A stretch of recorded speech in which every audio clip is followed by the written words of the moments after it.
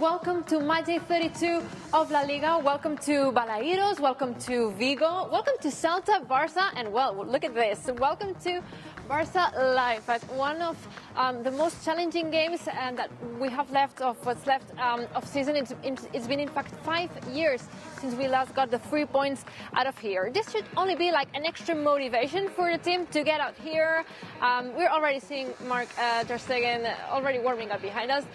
Should motivate him to go and get the 3 points, get the win. We've got 7 games left ahead of us. No room for error, no room for mistakes. So yeah, let's get it. This is the 11 players that will start the game against Celta de Vigo. We're playing with Mark ter Stegen in goal, with Semedo, Piqué, Umtiti and Jordi Alba in defense, with Rakitic, Vidal and Riqui Puig on the midfield, and the forward line for Messi, Suarez and Ansu Fati. I don't know if this is the lineup that you guys were expecting, and in any case, you gotta let us know that in the live chat. Let us know where you're watching us from and what do you think of the 11 players that Quique Setién has chosen to start this meeting against Celta de Vigo in a game that we personally have rated. We rated that medium last week, but I would personally go for a difficult one. And now that we're here and that we're really seeing what the atmosphere is going to be like when kickoff starts in less than 45 minutes. So yeah, here we are. It's also going to be the first game that we have in daylight since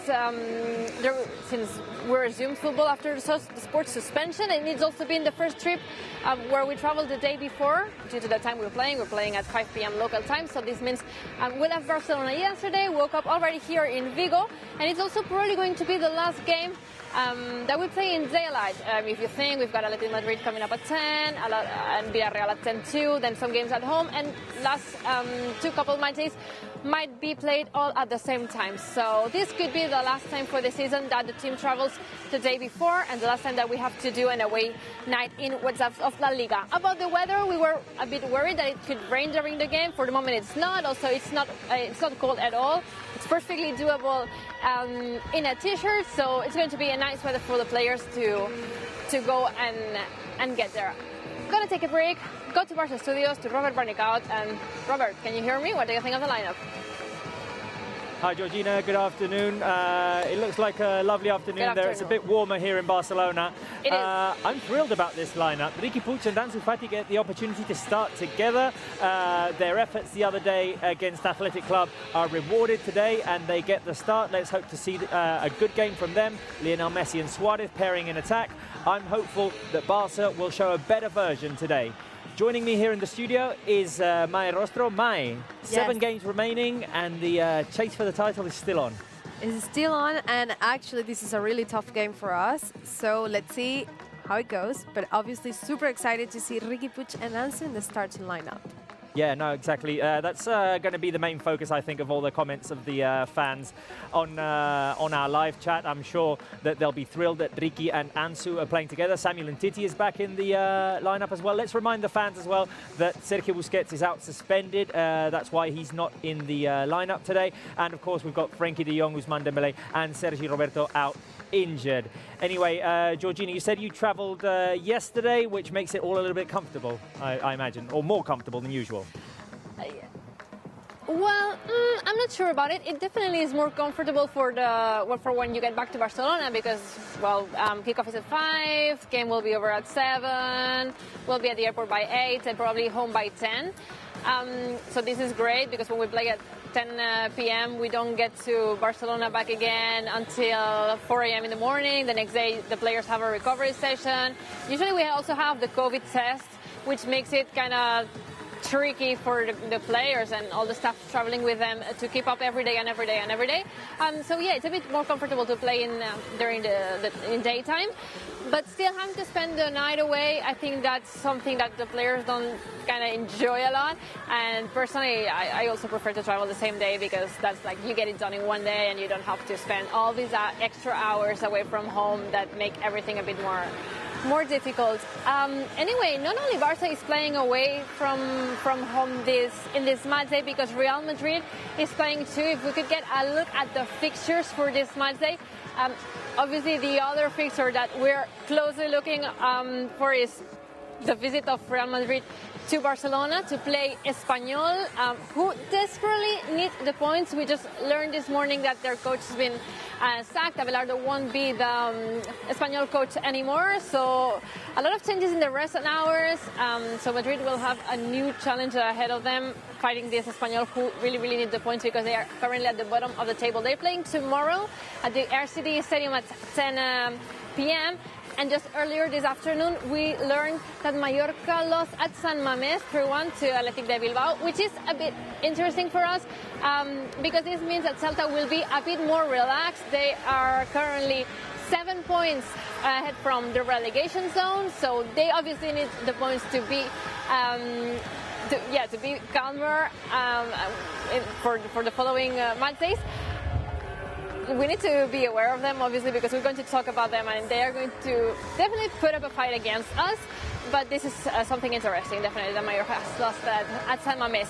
And if we take a look at the standings, today we're playing Celta, who, as we were saying, is 7 points ahead of the relegation zone, with 33 points. And we are, at the moment, with 68 points, tied with Real Madrid. They've got the goal average. If we win today, we'll rest 3 points ahead of them, top of the table, and put all the pressure on them. So this is personally something that I like, playing before Real Madrid, so you can put all the pressure on them and they know that they have to win. I don't want to get a lot more into this because this is something that I want to ask you, what do you prefer, later in the show. But going back to you, Roberto and Maya, I'm going to ask you about something that have happened this week. You were saying that, for example, we don't have Busi or Frankie de Jong here playing today. Busi due to a suspension because he saw his 5th yellow card in the last game. But we don't have Frankie de Jong, who's been injured. We learned about his injury earlier this week. The soleus injury. I would like you to describe me with an emoji. What do you think of not having De Jong to fight for us in what are the remaining matches of this league? Well, I go Georgina, for the scrim. I went for an easy emoji here. I went for the ambulance emoji. It's not great news that Frankie de Jong, our second midfielder with the most minutes this season, is out due to injury. We still don't know when he'll be back. He's one of our best ball caretakers, and we miss him. We definitely miss him. Obviously, this has opened up opportunities for the likes of Riqui Puig, for example. So that's good that we get to have Masia players with opportunities. So out of bad news, we can always get a little bit of good news as well. But yeah, it's obviously not good that Barça are missing Frankie de Jong for so many games. That would be definitely the bright side. I just said that I will be reading your comments, but I didn't have the phone with me, so I just went and picked it, and now we want to know what are your emojis. I'm seeing hearts, and to send him strength. Also, people crying. Well, I understand because not having Frankie is definitely bad news for us. Still, there's a bright side. Maya, for you, we had a Rakitic goal, a very important one against Athletic de Bilbao. How did you celebrate? What was your emoji reaction to that? For me, it's fire, because I think Rakitic against Sevilla and then that goal against Athletic, like, he's back on fire. Like, Rakitic in his best form. No, definitely. And Georgina, you didn't ask me, but I had one prepared for this as well. I'm going for the Rakitic. I'm going for the Rakitic because I knew about it. It wasn't a shot from outside the box. It wasn't this typical powerful, super powerful shot. But still, it was a rocket that went in, and it gave us 3 very important points.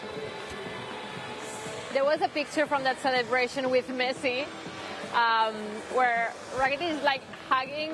Messi's hugging Rakitic, but you know, like a monkey to a tree, like a koala.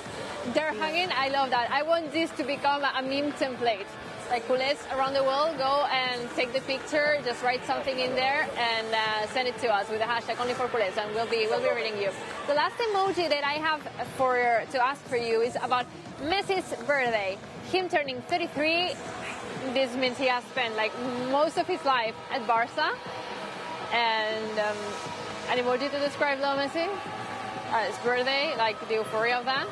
Yeah, we both have one.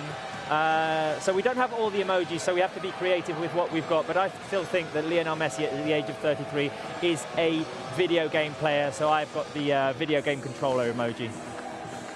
I like it. Mine? And for me, obviously, it was the king's birthday, the most important day of the year.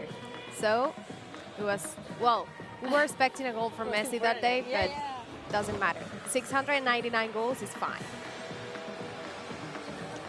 I'm going to ask the same question that we were saying before. I mean, I like your emojis, and we've got a lot of them going on in the YouTube live chat, also streaming on Facebook, on Twitter. Always 45 minutes before kickoff. You know, this is Barça Live.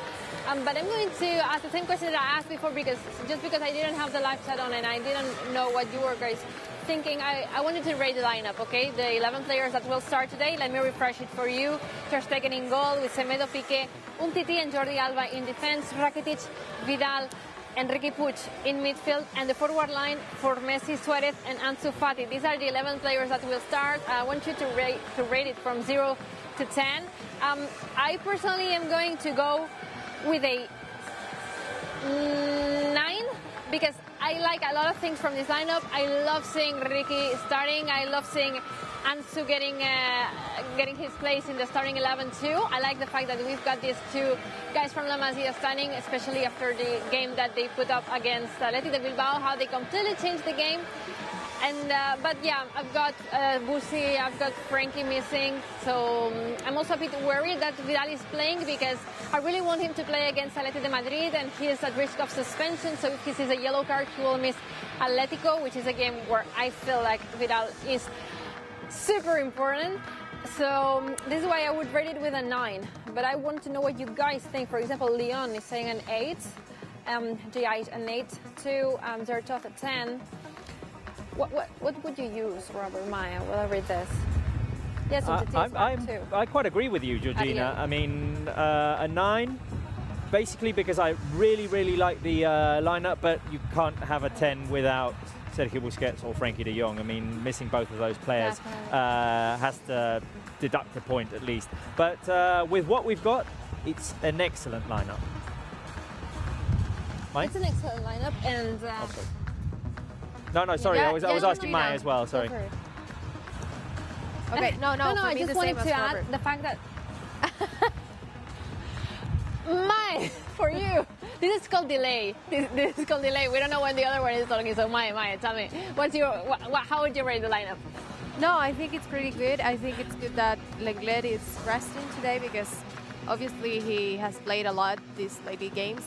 And, well, the great news for everyone is Riqui Puig and Ansu Fati given the chance to play today against Celta. Absolutely. And, well, for the rest, I think it's, as Robert said, it's a 9, and it's a really tough game, but we're taking the best players always. We're getting a lot of comments wondering why isn't Griezmann starting, or where is Griezmann? And I personally think that it's better to have either Suarez or Griezmann. This is a personal opinion, but I feel like when the two of them are on the field, it's like one of them is not in the place where he would like to be. Also the combinations, the players don't really know who to pass the ball to. So I feel like it's better to have one of them at a time. Also, they get the chance to rest. And I think that Griezmann is definitely going to start against Atletico, against his former team. So I think it's good that maybe Suarez can start today. And I like the fact that it's only one of the two of them playing, also because this can give minutes to Ansu Fati. But I don't know if this is something you agree with me. What are you doing? Because I'm hearing a weird noise. No, we're. It's very warm here. It's very warm. Sorry, I'm just giving myself some air here. I'm just fanning myself because it's very warm in this. In this studio. What's the temperature in Barcelona? I have no idea what the temperature is. I can tell you it's warm. I can tell you it's warm. We can ask Sarah Salapore if you want, Georgina, because she's on the line with us. Okay, sure. Sarah. Yes, Sarah. Are you here, Sarah? Yes, can you hear me? Yes, we can hear you. I want to know, first of all, your take on the lineup. Okay, I was so excited when I saw Riqui Puig and Ansu Fati. I mean, I think that's what everyone wanted to see, especially after Riqui Puig's performance in the last game. He was exceptional, and he really changed the game once he came on. So very happy to see that. And I agree with Georgina. I think that Suarez and Griezmann, they shouldn't be playing as much together. If Suarez plays, Griezmann should be on the bench and vice versa. But overall, very excited about the lineup, and I think that we can definitely do some damage with these 11 players. And we haven't opened the round of predictions yet, so Sarah, do you want to go first today? Sure, I'm going with a 3-1 victory. I do want to say a clean sheet for Ter Stegen, but I mean, Celta Vigo is his worst rival. He's been beaten by the goal so many times by Celta Vigo, so I think that they will score today, but I think that will be a 3-1 victory for Barça. Okay, well, I have more confidence in Ter Stegen than you, Sarah, and I'm going to go for a 2-0 win for Barca. And Messi's going to score his 700th goal finally today. I hope so. And he hasn't scored at Balaídos since 2013, so imagine him scoring his 700th goal in this fashion. It would be amazing. No, it's been too long since he last scored at the Balaídos Stadium. Mai, what's your prediction? Mine, I think, is the same as you. I think it's 2-0. 2-0 to Barca? Yeah, and I trust Ter Stegen. Like, we're going to keep this clean sheet.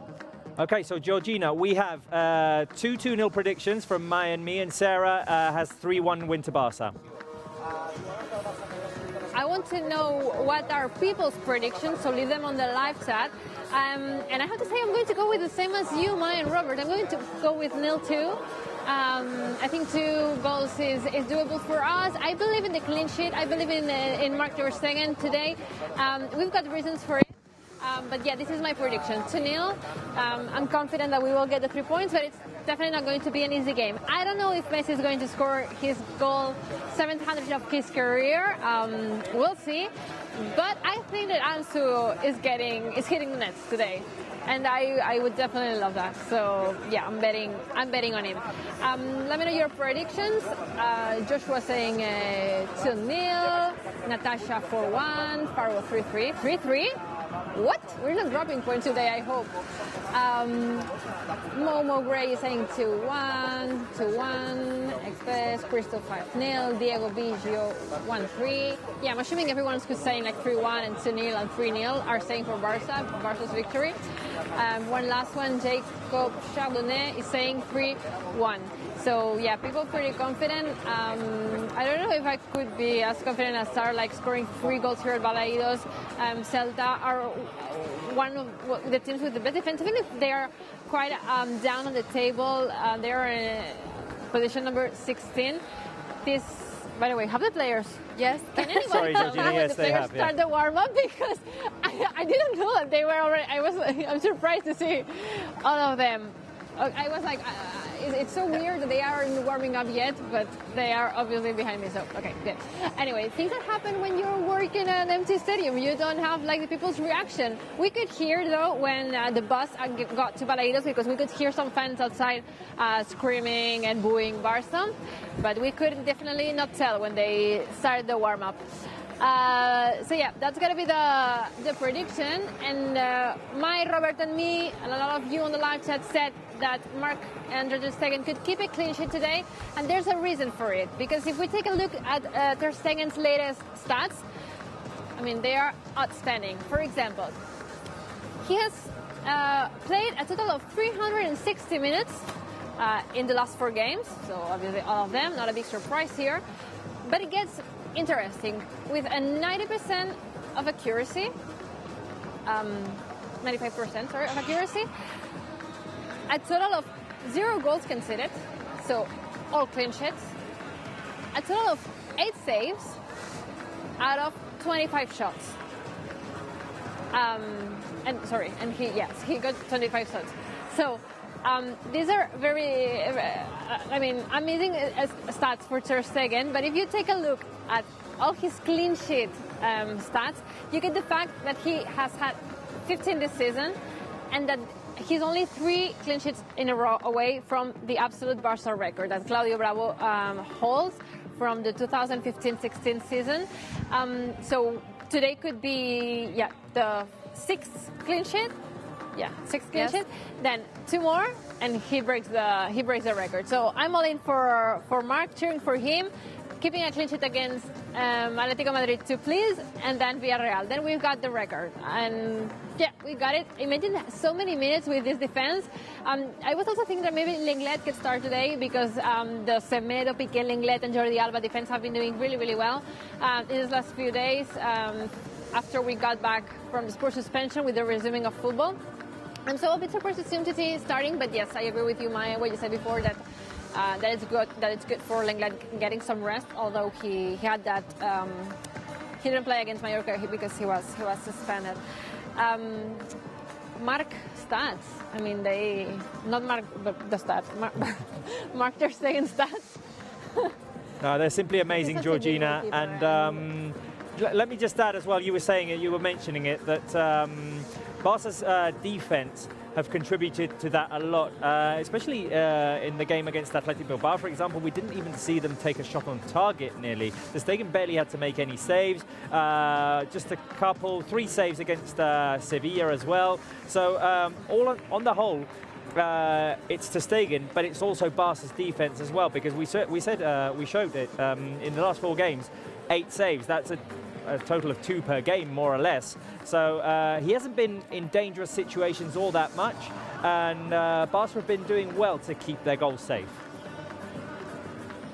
I also love how this is a bit different to how we started the season, because at the beginning of the season it's like we were conceding a lot of goals, and although we were scoring and getting victories, for example, I remember a couple wins at Camp Nou, 5-2 against Valencia, Betis. I mean, we were scoring like a lot of goals, but we were conceding many too. And after like the sport suspension, it's like we're in a clean sheet mood, and we're not allowing the rivals to even try and attempt to shot Ter Stegen goal. So we'll see what happens today. Also, we could be a bit afraid, because the last in one of the latest games for Celta, they beat Alaves 6-0. So that's definitely something you need to take care of. They've got, well, Robert, I'm sure you want to add a bit more about Celta de Vigo. For example, we need to look at, after Iago Aspas, a lot of familiar faces here in Vigo too. Well, if you want to comment something about it, just no, ahead. definitely. Celta de Vigo have many familiar faces, as you're saying. First of all, on the bench, Oscar Garcia. He used to play for Football Club Barcelona. He's a coach who is a big follower, a big fan. He's of Johan Cruyff. He likes to have the ball. He likes his team to play attractive football, and that's what he's trying to do at Celta Vigo. He got appointed in the middle of the season. I think it's weird that Celta, over the last 2 seasons, if you have a look at all of their players over the last 2 seasons, they've really struggled to be in a comfortable position in the league. They've always been just above that relegation zone. They've been suffering, but after these last two wins, Oscar has renewed his contract. The club trust him, and it looks like Celta de Vigo are finally in a more comfortable position. We also have former players in the likes of Rafinha and Denis Suarez. Denis is starting today, Rafinha's on the bench, but both of them very good with the ball. They have a fine touch. They like to make those last final passes. Rafinha as well, we know to have a very good shot from outside the box, so they can be dangerous as well, because they've got continuity at Celta. They're getting the minutes that they probably didn't have enough of at Barca. And yes, I think they're a very dangerous side. You mentioned Iago Aspas as well. He's so speedy. We've got to be careful with Celta in transition today, because Iago in the past has really hit us on the counter-attack. I agree with what you were saying, that it's surprising that with the squad that they have been struggling for the past seasons. I remember last year being here, once we had already won the league, we lost here 2-0, but I wouldn't count that defeat as an important defeat at all, because we had already secured the title, and it was just like us, playing until the end of the league. I remember Ricky Puig starting that game too, by the way. But anyway, we lost here 2-0, and it was the game that saved them from descending into the second division. So I remember all the celebration from the Celta team on the field with the Celta fans. Definitely not going to be fun today. And we just learned yesterday that in theory there will be no fans until the end of the season, so all games will be played behind closed doors. There won't be any celebrations with fans if we see teams getting saved or not. We wouldn't see celebrations of Espanyol with their fans if they can beat Madrid tomorrow. We'll see what happens. But yeah, this is something that's going to be different from last season. But what is surprising is that they are like in a similar position, having to struggle to stay in the top flight. Anyway, let's play the Impossible Decisions Challenge, which is a challenge that we're playing with the Barca players this season. In this case, we're going to focus on what's left of season to be played. So I want you at home to let us know, what would you rather do if you found yourself in this situation? Starting with the first one, would you rather win the league in advance, or would you rather win the league in the last match day? Like with all the euphoria that takes. Let us know in the live chat. And meanwhile, Robert. Well, We've had the privilege over the last few seasons. Last season it was 8 in 11, I think, league titles. We've had the privilege to win it so many times, and over the last few seasons we've won it with advantage. So a little bit of excitement on the last day would be quite cool to be celebrating it here live on Match Center. So yeah, I'm going to say I'd like to win it against Alaves on the last day, of course. Against Alaves, last match day, Yeah. yeah? Yeah. No, I agree with you. But for example, Diagi Day is saying, no, win the league in advance, and Thomas too. So most people don't agree with you, Robert. And No, I don't think Maya was agreeing with me No, either. I think I rather prefer to win it in advance because maybe it's too much pressure until the end, and I don't know if you can handle that much because you have a really difficult schedule, and having this pressure too, it's like, oof, I can handle it. And Sarah, for example, Sarah, what do you think? I would say in advanced as well because I think I'd just get too nervous. But it's more fun for the neutral fans if it's at the last day. But for me, I have like nervous issues and I would like them to win it in advance just to settle it. No, I get Sarah's issues, but for me, there's a comment by Philip on the live chat which sums it all perfectly. Last match day, more nerves, it feels better at the end, and I'm all for it. I'm That a is last true. minute It feels goal better at the end. lover, and last minute and match day, everything. Last minute and last match day. We've got to talk one day about the Tenerife leagues. Robert, take that note about that, and maybe we could talk about it in the I'm next a Barça huge Live fan of against La Barça Liga. history, and Of those. Tenerife leagues are way up there Great. in the top moments in Barca's history. We're going to keep this story and keep the mystery until a following show, so don't look it up on the internet, okay, guys? We'll be explaining this in a following warm-up show. Anyway, let's get to the second impossible decision. For example, would you rather win the league while playing a game, so like in a victory, or would you prefer to win the league with a Madrid defeat because they drop points? Okay, it was the case of Liverpool, for example, when they became Premier League champions the other day. No, I'm definitely in favour of winning the league after winning a game. After winning a game, you listen to the final whistle.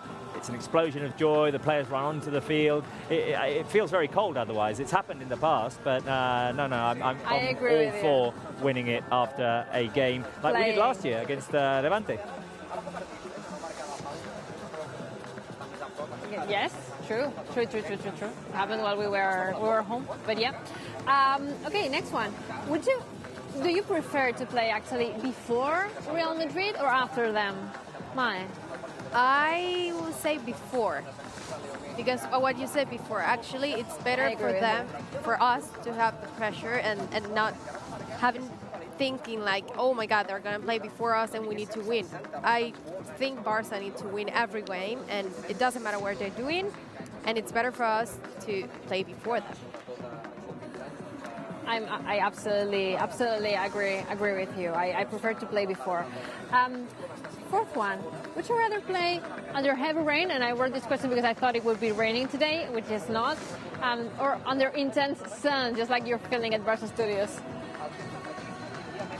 Sorry, under heavy rain or sunny day? Sunny day. Under no, intense definitely heat. Sunny day. Sunny day. We've got cooling breaks now as well, No.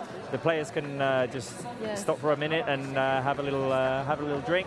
No, definitely sunny day. Especially, it makes it something that's more attractive to watch as well. I don't know, but I agree with you that playing under heavy rain gets difficult. We haven't done really well when it's rained during our games lately, but still playing under intense sun, sunny day with a lot of heat, I think it's worse for the players in the end. Even if they prefer not to get wet, I think it's better for them than sweating a lot and having to drink water all the time. I mean, there are epic moments in the history of Barca with heavy rain. For example, the image of Giuliano Belletti putting his two hands over his face when he scored the goal in Paris, and the rain falling down in that slow-mo replay. I mean, that is definitely a highlight. But no, I definitely prefer no rain. No, rain makes everything more epic. I mean, that's for sure. Like, if you want something in your life to look epic, you just add like a water filter on Instagram or whatever, and it's definitely going to look more epic instantly. But to play football, I think it's better, not because it's more epic, but that it's better than under heavy sun. But it's my opinion. Okay, last one. And I want to know what people at home think of this one. Do you prefer having football like every 3 days, but being allowed 5 substitutions so you can rotate more the players and also make more tactical changes to the game? Or having only 3 substitutions, but having 1 game a week, like regular schedule? Think about it. Let me know. Okay, I'm going to ask. I'm going to take the liberty here, Georgina, to ask Sarah, because she's all about the hype of football, and she's always very excited when we've got games and seeing Messi and everything. And she posts, makes many posts on Twitter. So, Sarah, I'm going to ask you this. I would definitely say what's happening right now, a game every 3 days, and that there's 5 substitutions, because different players get to come on, the coach gets to test different players, and it's just more exciting for fans to be able to have a game every 3 days. I know it's more tiring for the players, but if it happens once in a lifetime, I mean, it's awesome and we should enjoy it to the fullest. It feels a little bit like the NBA, like sports in America. Yes. Yeah, but they also have the whole cooling, it's not really a cooling break, but they have many breaks throughout the match. It's not 45 minutes, complete 45 minutes, and then a halftime break, and then 45 minutes. So it's different, but I don't know. I'm kind of getting used to this whole a match every 3 games. I'm kind of liking it. Yeah, the score, the schedule when we go back into a normal season will feel, don't know, we'll have many empty days. We won't know what to do with ourselves. What will we do with our lives? We need to rewatch games again. Yeah, exactly. We'll think about that later. Okay. Yeah, I kind of agree with Sarah, Georgina. It just started raining, by the way. I get Sarah's point, and I think it's a fans' opinion too, because they love to have football every day. But for the players, it's a struggle. Still, I like the 5 substitution thing, because it allows you to fix more stuff in your lineup. Every time that you think you want to make a tactical change, you're more allowed to do it. You've got the huddle right behind you, Georgina. 5 substitutions. There they go. There they go. With Leo Messi saying final words before going back to the dressing room.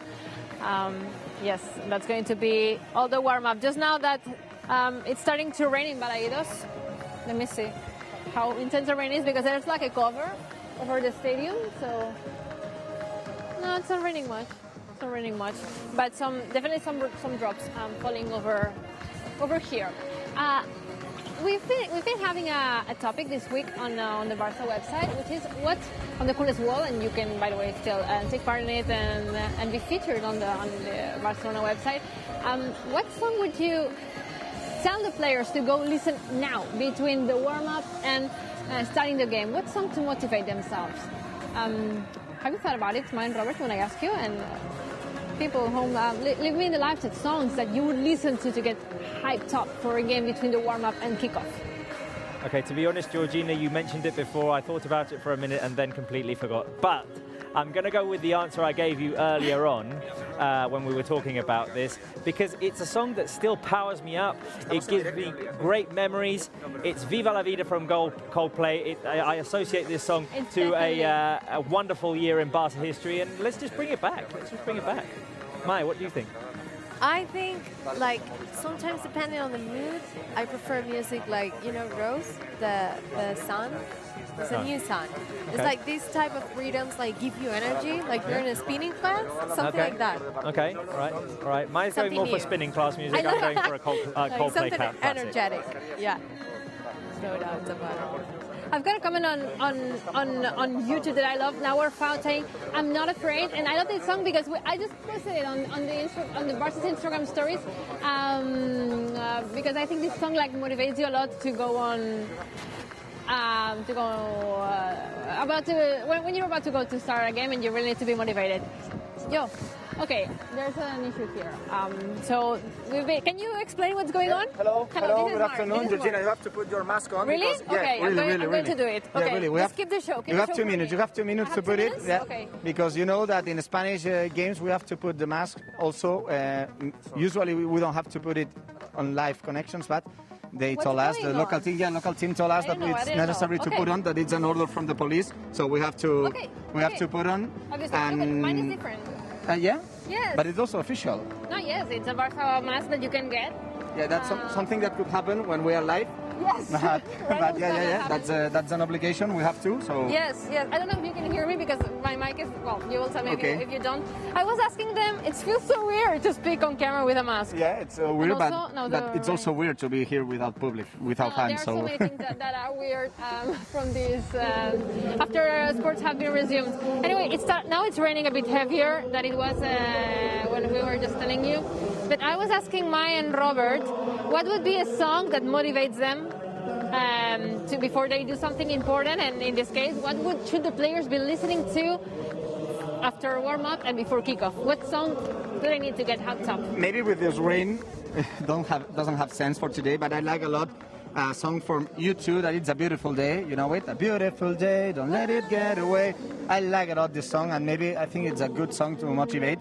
And if the Barça players listen to that song, maybe I think they could play a great game tonight. We want to know more songs, so let us know in the live chat. What songs would you recommend our players to listen before starting this game, which is an important, very, very, very crucial game, one more essential game to win in the race for the title. What's the stat that we need to know for today? It's a stat that I listened that you explained us before, but last win of Barça here in Balaídos was in 2015. It was a win with a Jeremy Mathieu's goal. You know that Jeremy Mathieu has announced his retirement last week. He played with the Sporting de Portugal last season. He's injured and he couldn't recover very well from the future. So he's going to stay out of football. We sent a message also from Jeremy Mathieu from support, but he is the last scorer from the last win of Barça. It was in 2015, and it was also an important game for winning the league. Maybe tonight. It was a similar situation. Yeah, it was a similar situation, quite similar. We needed the point, it was also a crucial game, and we won that game. So I think today is the day too. What's your prediction? My prediction is 1-2. And also with Leo Messi's goals. This is not as a stadium very good for Leo Messi. 7 years, and he only scored 2 goals here, but we have to say that in the last 3 games, Messi only played 30 minutes. Sure. So it's a tricky stat. Yes, it is. Tricky stat, we've got Mark's prediction, and we're just going to leave it here because there's so much randomness happening around us. We don't really know what we can say here anymore. But the most important is that you have the mask on. I have the mask on. Yeah, no, obviously. But it still feels weird, to be honest, when you're on camera to be weird league, weird situation, weird football. Yes, weird everything. Anyway, that's it all from Balaídos. Don't leave. We're just going to Barça Studios for a live commentary of the game. Robert, over to you and enjoy the game. We'll be talking. Goodbye. Thank you, Georgina. You go and enjoy the game too. It's Celta de Vigo against Barça in 5 minutes. A crucial win that we need today. A crucial win, and actually a really complicated ground for us because we don't have the best results in Balaídos, so we must win this game if we want to keep fighting for La Liga, for sure. Well, I want to know what our Peña Blaugrana thinks today. We've been talking to people from different Peñas Blaugranas all around the world. Today we're going to Los Angeles, and I think I can talk to Eric Vidal now. So Eric, how are you? Hi, how are you? I'm good, thank you. What time is it in Los Angeles? I'm lost now. It's just about 8 a.m.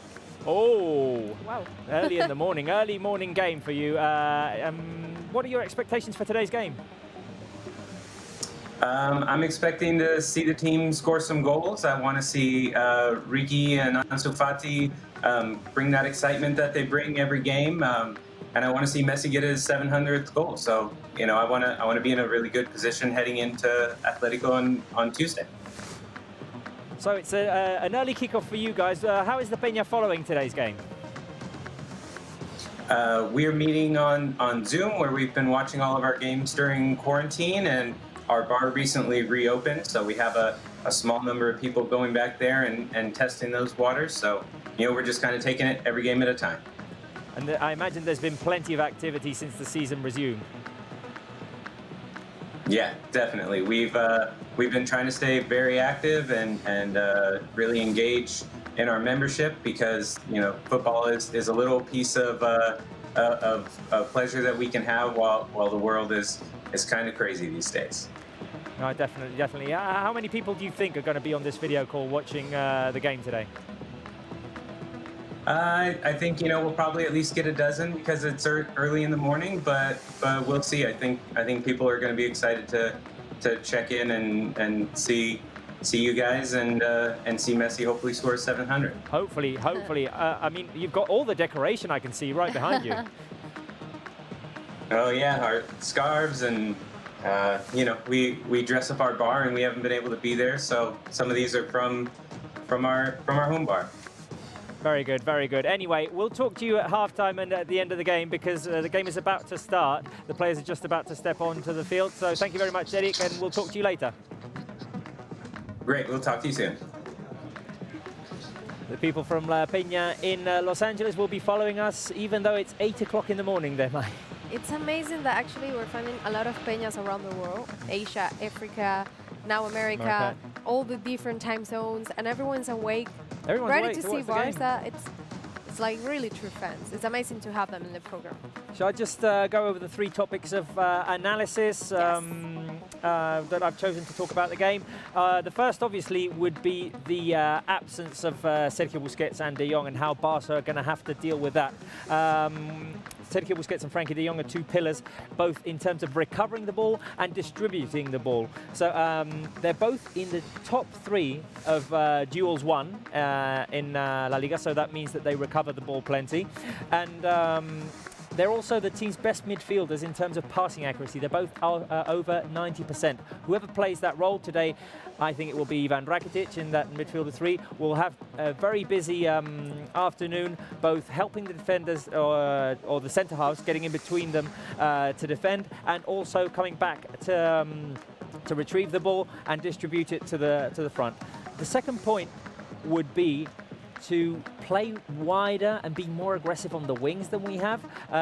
We've seen a lot of clutter in the middle over the last few games. Barca have struggled to create opportunities, and that's because everything ends up in the middle with players on the edge of the box. We've seen that Celta de Vigo will play a defensive line of 5 today, which is not usual for them, but Oscar Garcia must have seen that it's worked for Leganés, it's worked for Celta, Sevilla and Athletic Bilbao, and he's going to do it as well. Barca need to be more aggressive, maybe the likes of Ansu Fati taking on defenders one-on-one, then the focus can shift to the wings, and Messi, Suarez will be more free in the middle. And then the third point of analysis would be that Oscar Celta likes to attack. Lately, we've seen these lines of 5, as I've been saying.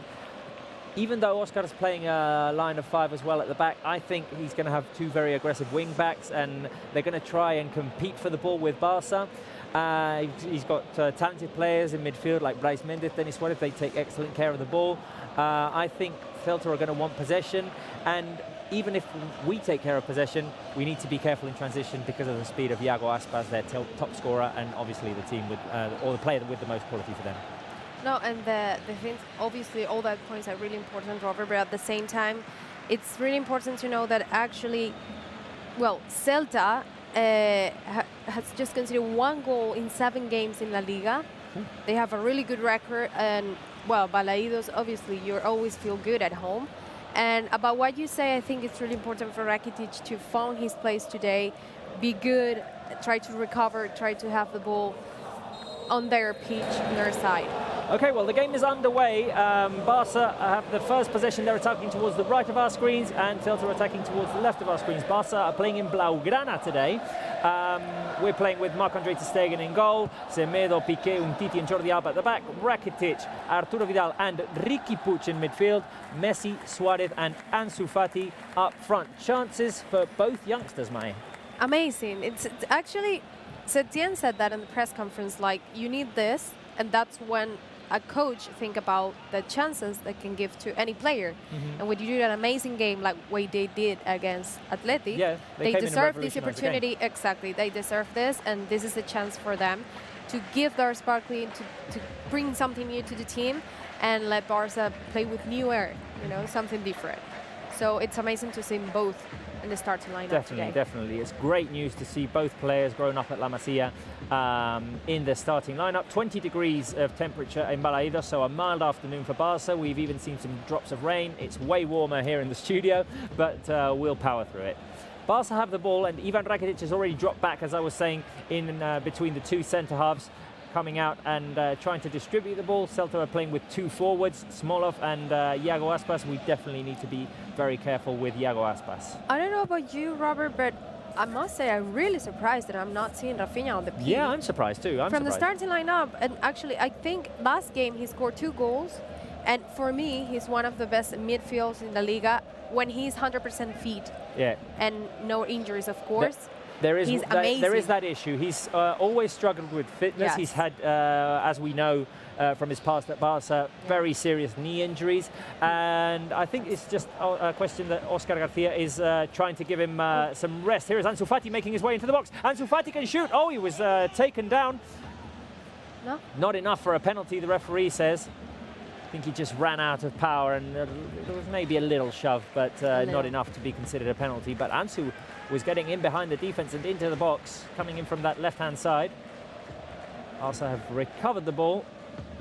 And there's the stat that you said that is actually quite surprising for a team that is at the bottom of the table, Mai. 7 games, only 1 goal conceded, the last 7 games. Exactly. It's surprising, but at the same time, we're seeing like Celta is doing a great job since La Liga started again. Yeah, true. Because they just have 1 defeat, 1 draw, and 2 important wins. 1 against Real Sociedad, which is amazing. And 6-0 at home against Alaves. That was crazy, yes. 6 goals against Alaves. But actually with Real Sociedad, it's like heads off. And at San Sebastián. Exactly, that's my point, like an away game. Yeah. So I think that Oscar Garcia is doing a great job with them.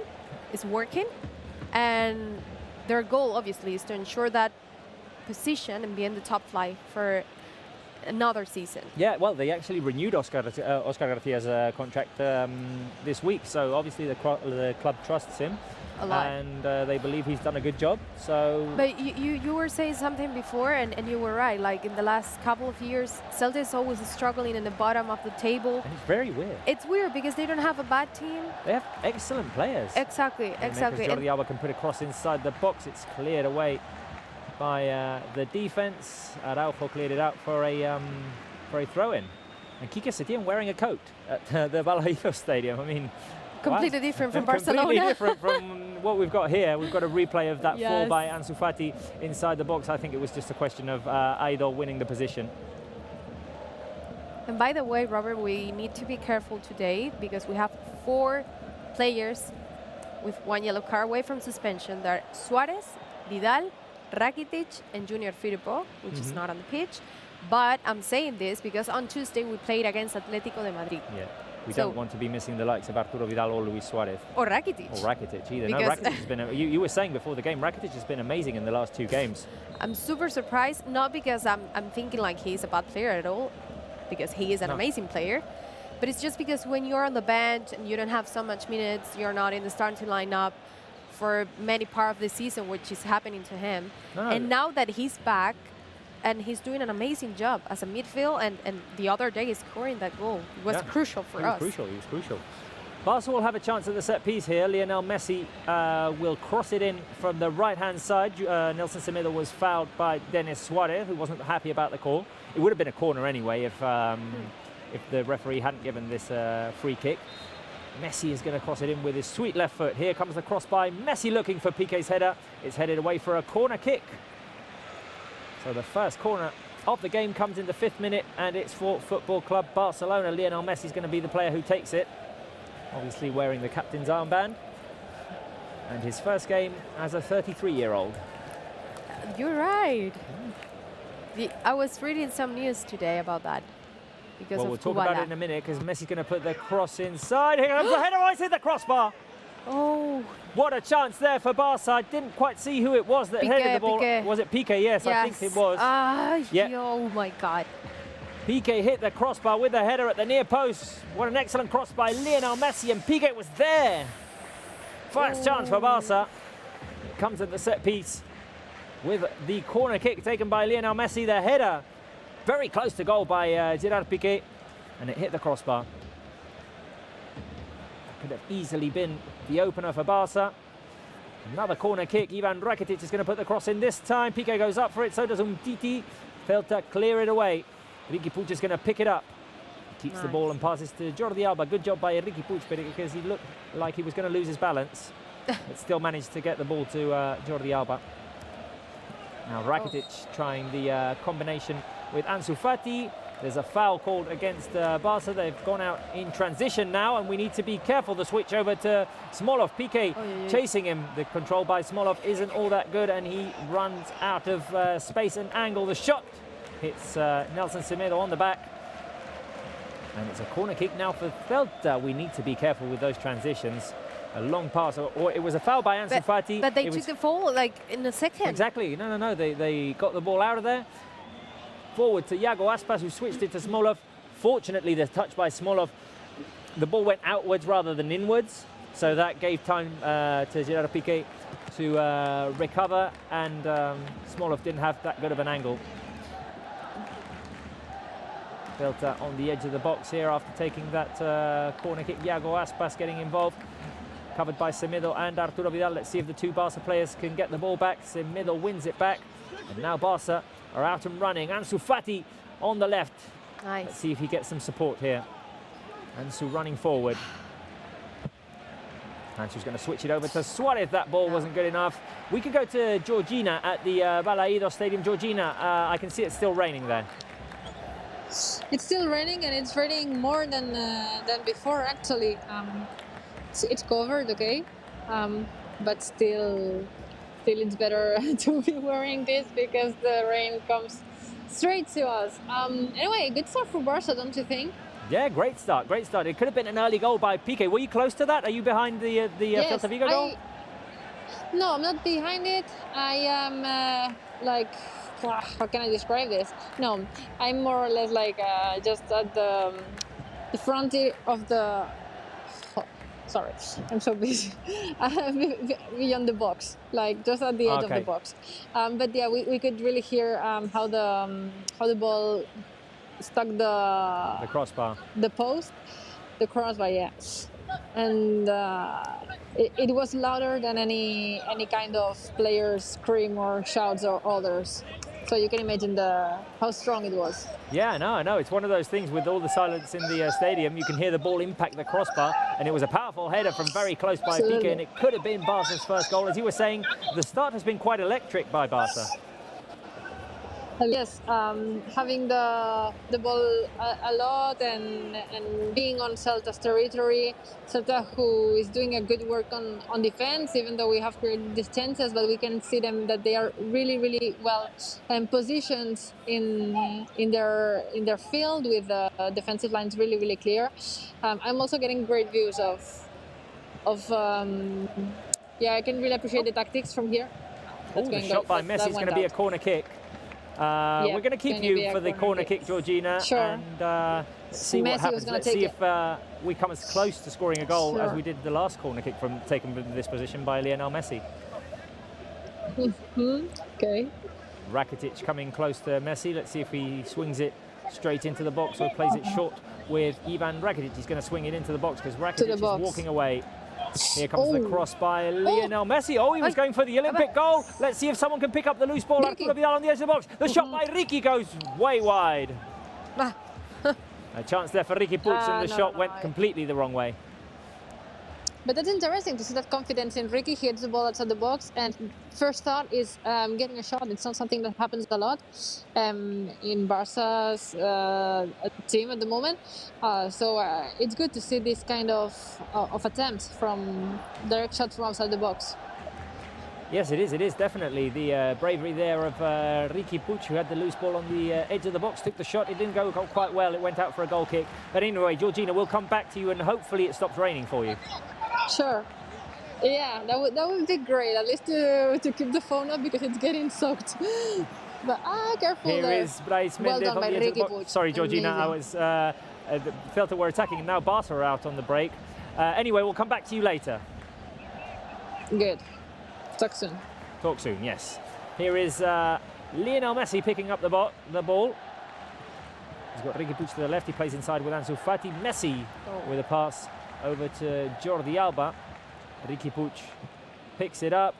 And Rakitic passes to Gerard Piqué. Here is Nelson Semedo. He can take on the defense. Semedo driving inside. Rakitic, let's see what Barca can build here, and then we'll go to Sarah Salapore, who's Can I say something? She's having a look to see what the fans are saying. Things seem to have gone a bit quieter in this attacking move. Let's see what Ricky can produce here, the little turn. Sarah, let's go to you, see what the fans are saying. Okay, so we have some tweets. Remember, guys, that you can send in your tweets using the hashtag #OnlyForCulers, and we'll be looking at them. And also our live chat is open, so keep the comments coming. One tweet was from Rosafa again. She's a die-hard Barca Live fan. I love it. She says, we are going to get that 700th goal from Messi tonight, and a good win. My prediction is a 3-0 win for Barca. So if Messi scores his 700th goal at Balaídos, that would be absolutely incredible, and we need the 3 points. So I like that. I like the 3-0 prediction. Another prediction from a fan was 3-0, and Messi scores a brace, so 2 goals. So he would be at 701 goals. And here on our screen we have, I mean, everyone's so excited about Riqui Puig, and this is just an example. It says, so excited for Riqui Puig's future with Barca. He reminds me of a little Iniesta. And I agree so much with that. Like he just has that same mindset. And I couldn't agree more. And then this just shows how excited the fans are. He said, never been more excited for a match than Barça and Celta. Oh. So I hope that we are able to take all 3. And these are the tweets I was showing before. The 3-0, Messi, a Messi brace, and our Rosafa, our diehard Barca Live fan that thinks it will be a 3-0 win for Barca, and Messi will score his 700th goal. But keep on sending your comments using the hashtag #OnlyForCulers or Culers. And like I said, the live chat is also open, so we will be reading them. Yes, and Sarah, just very quickly, a great start from Barca, don't you think? Yeah, a great start. I think in these types of games where it's the small details count, I really think that we should get an early goal. I think it'll boost our confidence. And Piqué was so close, it hit the post. I mean, I honestly thought that was going in. I have to interrupt, Sarah, because Semedo's going to put a cross inside the box. It's going to be a corner kick, and we can allow you to finish your sentence now. No, I just think that we need to get an early goal as soon as possible to be able to play. I mean, for the players to feel a bit more calm, but to have confidence playing the rest of the minutes of this match, because it's a very important game. We need to put that pressure on Madrid. So hopefully in the first half, we go to halftime, I mean, with a goal at least. Hopefully, hopefully. Anyway, Sarah, we'll come back to you as Rakitic puts the cross inside. We'll talk to you later, Sarah. Keep checking out those tweets. Okay. A shot by Lionel Messi from the edge of the box. It bounces off of the legs of a Celta Vigo defender, and now they're out on the counter-attack again. Here is Iago Aspas running down the right-hand side. Iago inside. The ball gets to Denis Suarez.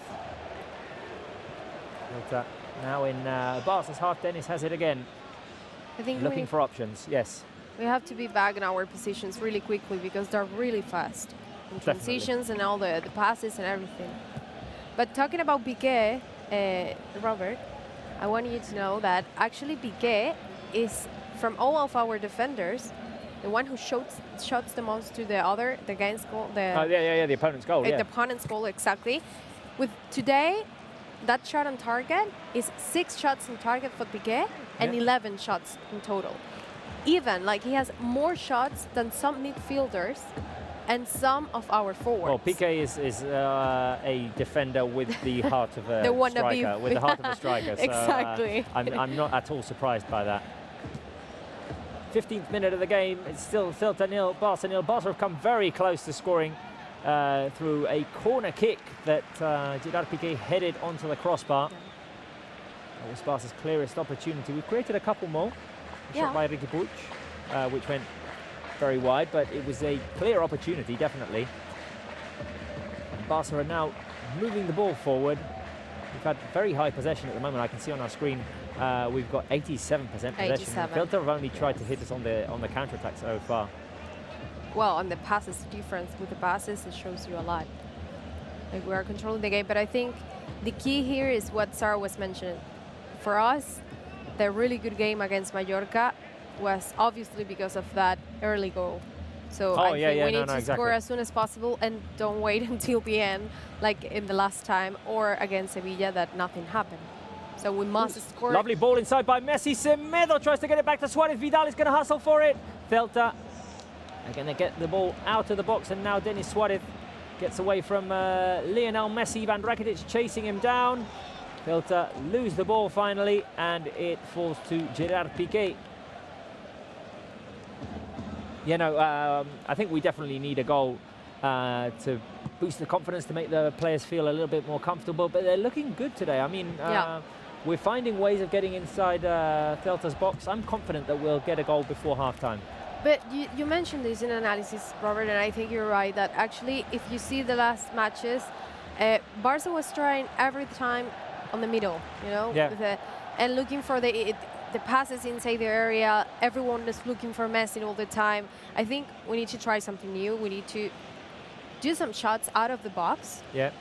And use the wings, obviously. Well, Messi is starting a lot from the wing today. Now, Messi started from the right. The ball is all the way over to the left with Jordi Alba. Messi on the edge of the box has received the ball, taken away from him. And Umtiti now dispossesses Iago Aspas. Long pass by Messi, which Jordi Alba won't be able to get to. It's a goal kick for Celta de Vigo. Too long. Too long.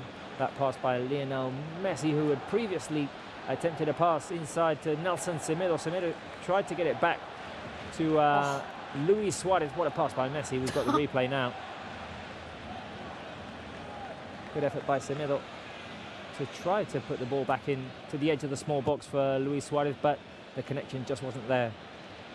Well, and the defensive line of Celta is doing a great job, actually, because they have a few shots from Messi and Ansu and Suarez, and they're all really focused on the game and doing their job. Anyway, you were talking before about how many familiar faces we've got at Celta de Vigo today. Yes. One of them being Oscar Garcia. We've got Rafinha, Denis Suarez.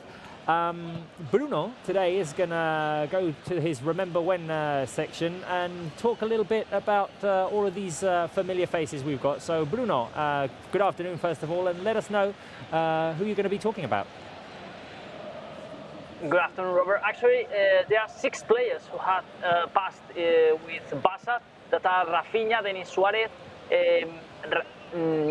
Nolito, Murillo, and David Costas. 5 players, sorry, with a past with Blaugrana, and a manager, Oscar Garcia, who also was a Barça player, and he started as a manager in the under-19s team of Barcelona in the academy in La Masia. So we're gonna see actually a game where Oscar Garcia played really well. He scored a double in Balaídos. It was the season 96-97.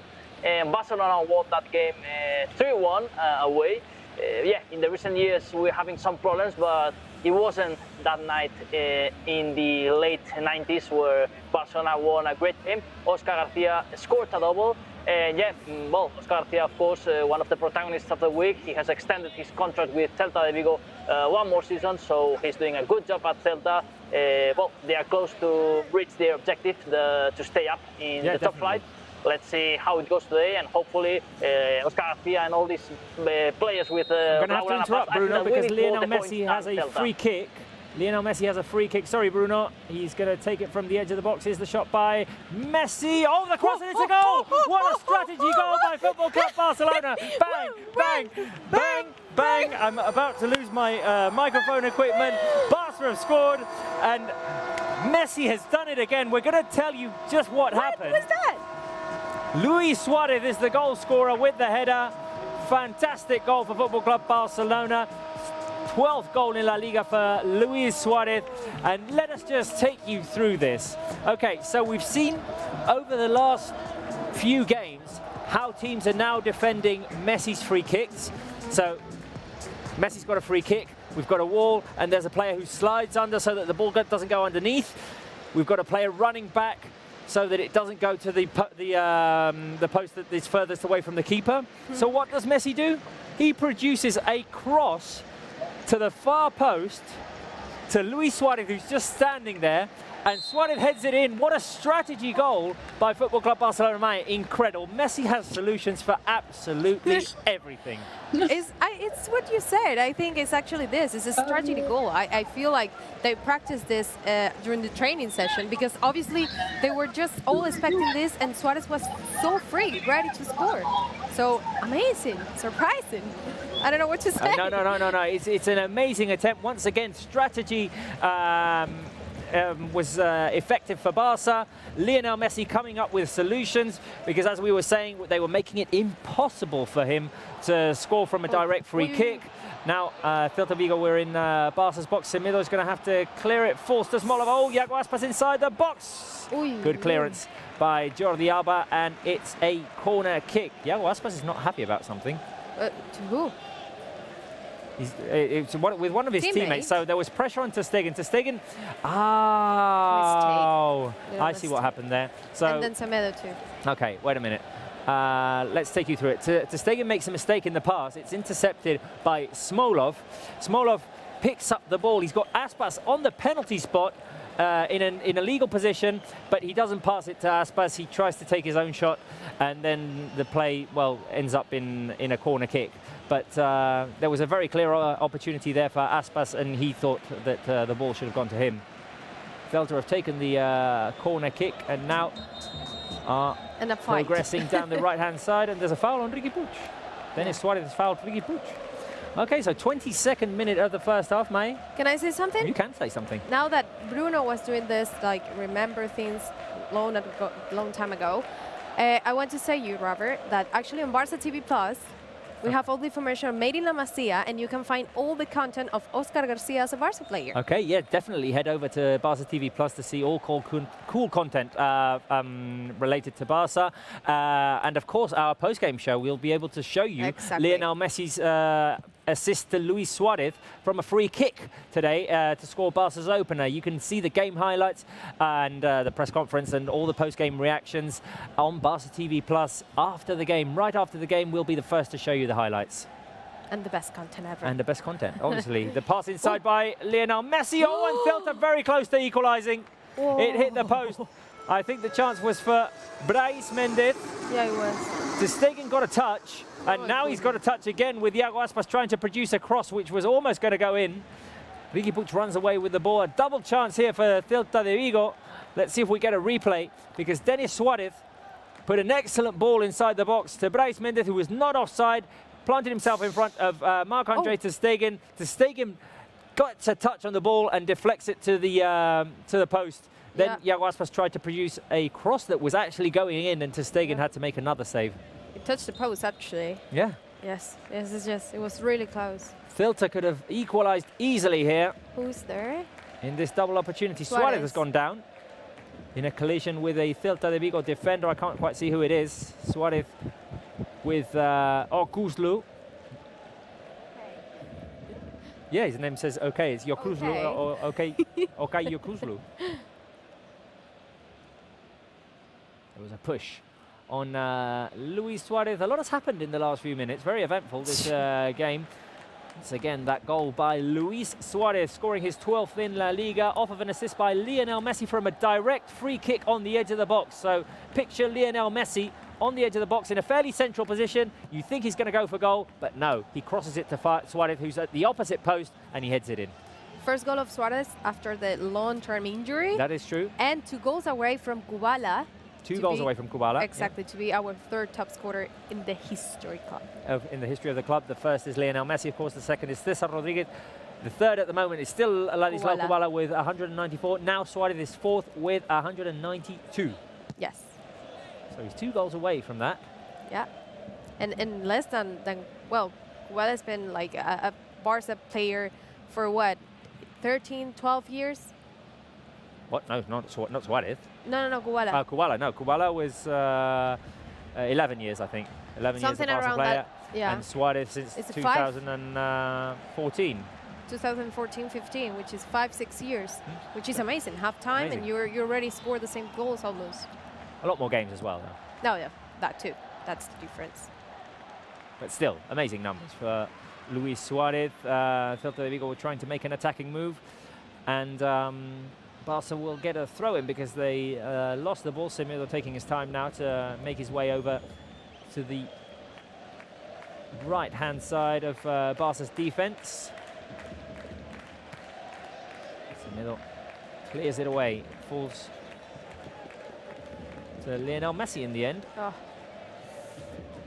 Oh. Celta make a bad pass, and now Riqui Puig has won it back. They pass over to Jordi Alba, who has to fight for it with Kevin Vázquez, but he wins it, and Ansu Fati has the ball back to Jordi Alba. Ansu and Jordi Alba moving the ball around, waiting for support. Barça now positioned. They're looking for the middle again. Here is Piqué with Semedo. Semedo tries to put a through pass into Lionel Messi, who couldn't quite get there. The ball cleared away for a throw-in. Do you feel today Messi's going to score his goal 700 or not? I think he is. Yes? Definitely think he is. It's looking like it today. He looks dangerous. No, and don't forget, like, he hasn't scored any goal against Celta in Balaídos since 2013. It's crazy. Yeah, 7 crazy. years. Crazy. Doesn't seem Messi. So Stegen with the ball. Back to Umtiti. The possession is still in the 80s. Yes. Oh, it's Really gone high. down to 76%. Sorry, no. We've just had an update. Barca moving the ball around. Semedo picks it up on the right, and he has the help of Lionel Messi. We were saying that Barca was struggling in the middle. Messi playing a lot more on the right-hand side today. Yeah, a lot. We're getting used to see Messi more like kind of in center between the midfields and the forwards, creating all the occasions and the counter-attack. But today he's really close to the line, to the right line. He's close to the right-hand side where we saw him at the beginning of his career, definitely. We've got a replay of the chance that Celta de Vigo had, denied by Marc-Andre ter Stegen, and then it hit the post, and then another save by ter Stegen to deny a cross of Iago Aspas that was going in. Exactly. And it's the first time I was thinking this, that since we start La Liga again, that we're not starting on the game with Griezmann or Braithwaite. Oh, is it? Okay. Since we started La Liga, yes. Okay, since we restarted, they've always been in the starting lineup. Exactly. So it's the first time we're seeing Messi, Suarez, and Ansu Fati. And Ansu Fati, since the restart. Yes. A foul now on Riqui Puig. I'm liking this midfield with Rakitic, Arturo Vidal and Riqui Puig today. Barca are having the ball. They're being a bit more dangerous than in other games. Do you see you would repeat it against Atletico Madrid? Well, no, because we've got Sergio Busquets coming back from suspension, and Busquets Oh, has no, to you're be, right. I Busquets forgot has about to be Busquets. in the starting lineup. And which one?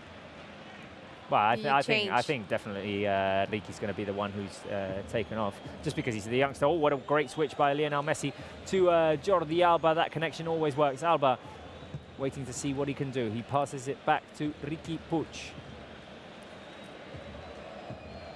Celta regather the pass inside the box by Ivan Rakitic to Luis Suarez. Suarez couldn't get there, and it's a goal kick for Celta de Vigo. Suarez was the goal scorer, and Barca is still 1-0 up as we approach the half-hour mark. Oh, we're going to the cooling break. Yes. We're going to the cooling break, even though it's 20 degrees and it's raining in Balaídos. But anyway, it's what La Liga has said that needs to be done. So, no, but yeah, I it's think great. we're going to take a cooling break as well. But it's great, Robert, because actually we're on the summer right now. It's, yes. For example, in Barcelona, it's really warm. I can and imagine if they're playing like with these conditions. So it's better for them to be cloudy and like a Galician style, you know, with the weather like this, because then it's so hard. You're going to be break if you have to, because it's not normal to play at this time of the year.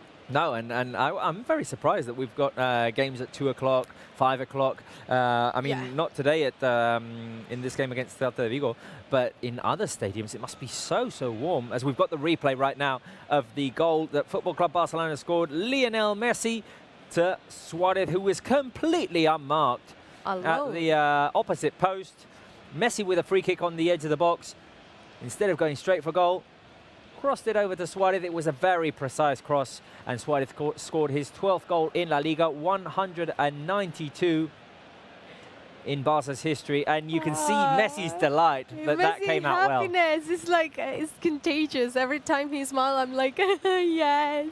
He's happy. Everyone's happy. No, but obviously that is something that they've practiced in training. Yes, they've seen, as we were saying before, they've seen that we're having trouble when Messi has a free kick now, because players go underneath the wall, players run back to the goal line to prevent goals from happening, and they didn't expect we need to find alternatives. If so many players are focusing on Messi's free kick, it means that there are players, or Barca players, that are completely unmarked, and it was the case of Suarez now. It was the case because he was completely alone. Now, after seeing this goal, maybe teams will think, well, we might not leave Suarez unmarked at the opposite post, and we'll have to put a man on him. So take a man off of the wall, and now Messi might have another chance to, or a better chance to score. But that's what we need. We need sometimes to prepare this type, have a strategy behind all the goals, because obviously the teams know how to play it against us. They know if they play with a defensive line of 5 or whatever, and they're going to be back. It's really complicated for Barca to go into definitely. the inside area. So you need this always happens in football. Teams study you, they prepare, and then you need to find ways to beat that. But anyway, let's go to the Balaídos Stadium. Georgina, after that cooling break, what a great goal it was.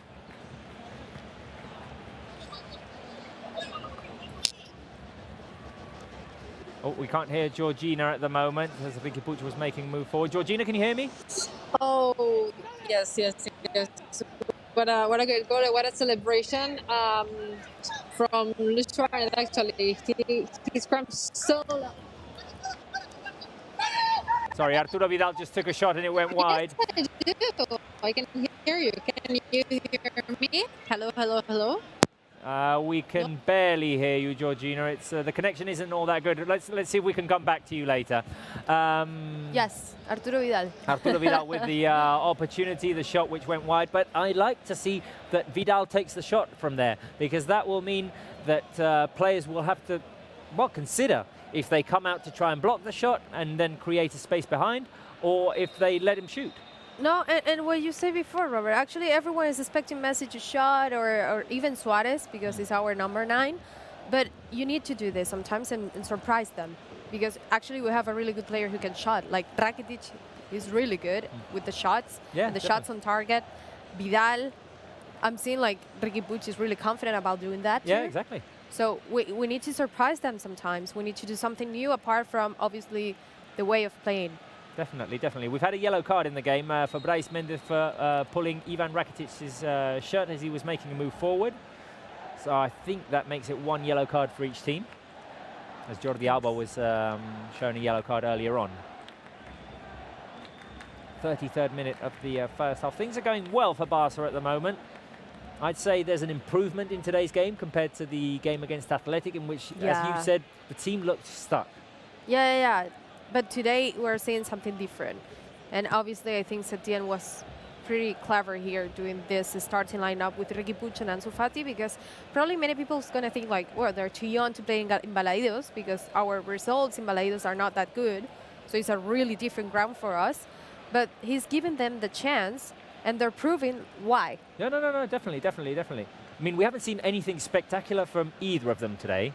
Exactly. But we've seen that they can be valid first-team players at the moment. They're playing well. I mean, when I say we haven't seen anything spectacular, is Ansu hasn't yet created a great opportunity or anything, or Riqui hasn't produced any magical assists at the moment. But they're playing well. They're fitting well into the system. Now Semedo's moving down the right-hand side. Arturo Vidal picks up the ball. Suarez protects it and passes it back to Riqui Puig. Riqui Puig can pass it over to Jordi Alba.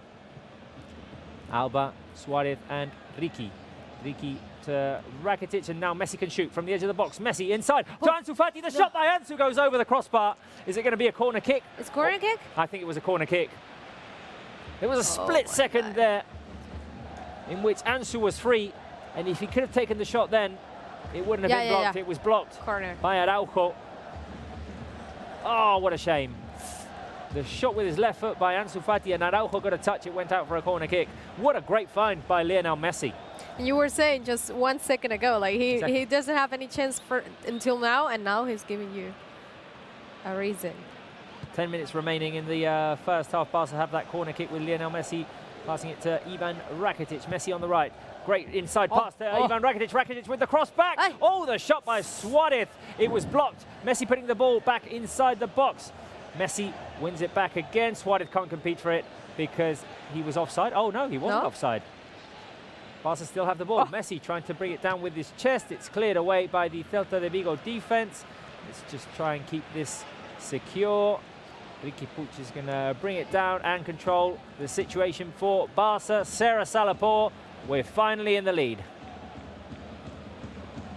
And I'm really liking this game. We're creating a lot of chances and opportunities. We're pressing. I mean, we're being dangerous, and that's what you love to see from Barca. And I just want to highlight Messi is so the opposite of unselfish. He just cares so much about his team, so much more than his individual. Wait a minute, Sarah. Wait a minute, Sarah. The opposite of selfish. Not he's unselfish. Unselfish. He's very unselfish. I thought it was an amazing free kick that he gave to Suarez, and it's just incredible and very strategic goal. And I feel like they've practiced that in training because it was so on point. Well, you could see that in the celebration that they've practiced that in training. Oh, what an excellent pass inside by Messi to Riqui Puig, who tried to pass it back with his heel to Messi, failed to clear it away. Anyway, are the fans going crazy about that goal? Because I thought it was amazing. Yes, well, one fan also emphasized the fact that Messi just showing how he's so unselfish, giving the ball to Suarez before even thinking about his 700th goal. And we also have fans from all over the world that are watching us: Indonesia, Barbados, Asia, India. So I really like that. They're all tuning in. We have some predictions. 4-0 for Barca, with Messi scoring 2. And this is from Paul. He says, great to see Rakitic get his rightful place in midfield.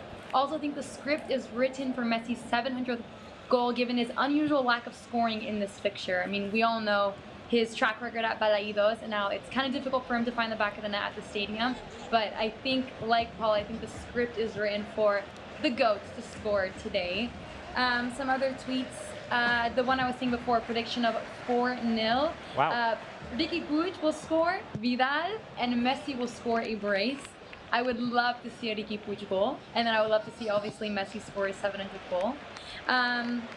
The third one is, this is one from Barbados. My prediction is a 3-0 win for Barca, a clean sheet, and love from Barbados. So love to you, and I hope you're enjoying this match, and I hope you're enjoying Barca Live.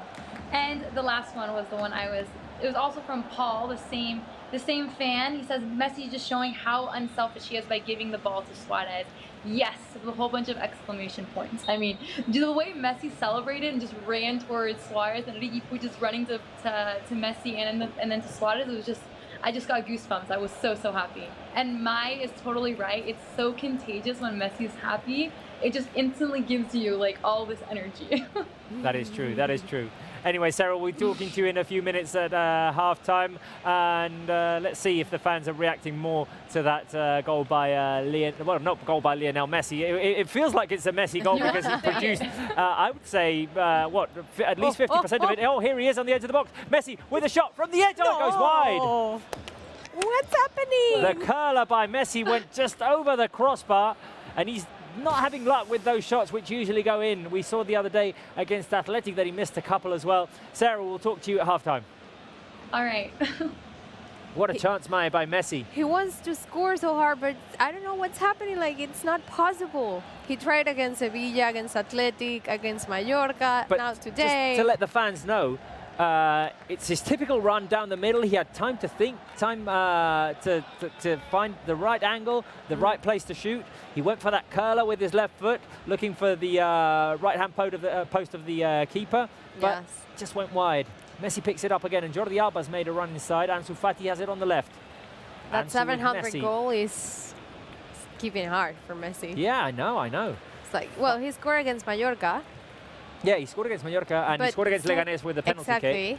But no, that 700th goal is resisting itself. I mean, a lot. And I think he's looking for since many days ago. Even the same day he scored his goal, 699. Yeah.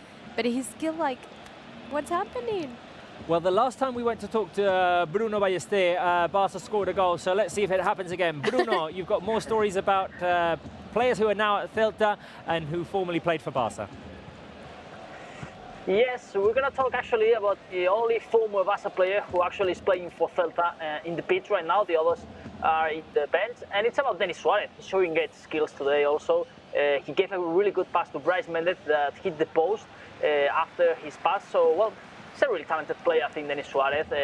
Probably he was a bit unlucky in his years in Barça because I think the quality is there. And we're going to see some images of him when he was playing for Barça B.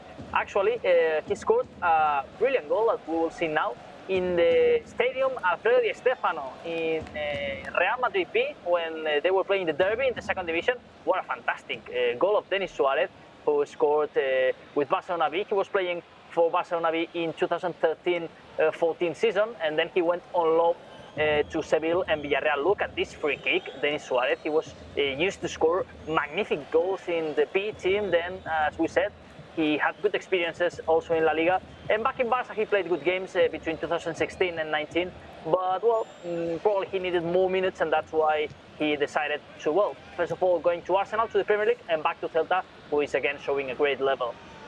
No, he's definitely showing a great level. We've seen some great assists by Denis Suarez throughout the season. If I'm not mistaken, he produced a brilliant assist during the game against Real Madrid they played this season. Am I remembering things rightly?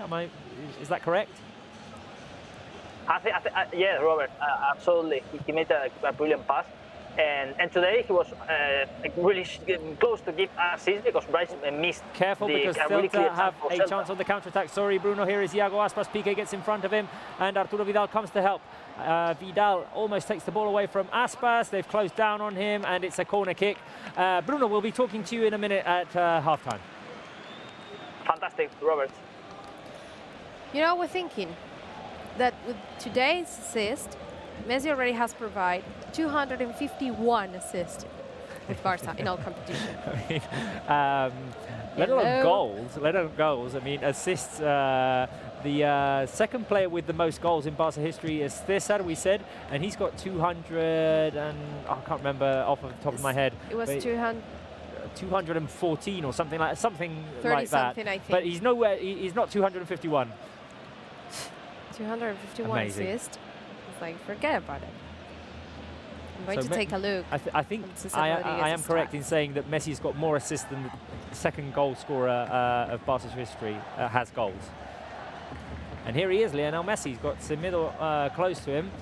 So Messi over to Riqui Puig. Riqui Puig inside pass to Messi, back to Riqui. Riqui is going to switch it over to Jordi Alba. A minute and a half left till we get to the 45th minute. And one thing is that we need to be careful about is transitions. Once again we saw Iago Aspas getting away from Barca's defense there and being dangerous in space. And I'm actually worried because it happened twice. Like when they did this fast transition, we had like a defensive line of 2 or 3. Yeah. Like we need to be back in our positions like really quickly because then it's too easy for them to score. And they have already some shots on target. Yeah, no, definitely. Obviously the fact is that Barca have got many players in Celta's half and then they're very quick to get out of their half once they win the ball back.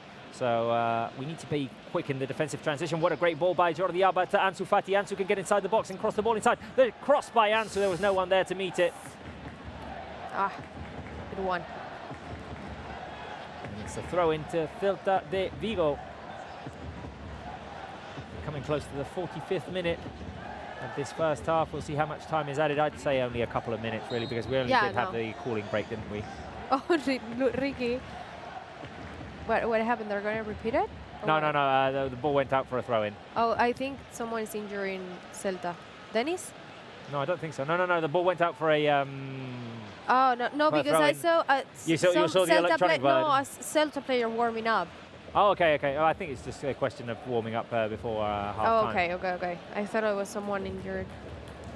Well, let's at least keep this scoreline in these 2 remaining minutes of the first half, 2 minutes of added time, and go into the dressing room with a lead. Suarez are going to put pressure on Araujo now. If we can have another goal, that could be amazing. That would be amazing. A minute and a half left. It could happen as Rakitic heads it forward to Arturo Vidal. There was offside by a Celta player. So Barca are going to recover the ball. Barca taking their time now at the moment because they know that half-time is coming up. Yeah. And, well... We need to finish they this don't like want to concede a goal. They want it to yeah. finish like this at least. Yeah, the first half. I hope they can score more goals in the second half for sure. Thinking about maybe the next match.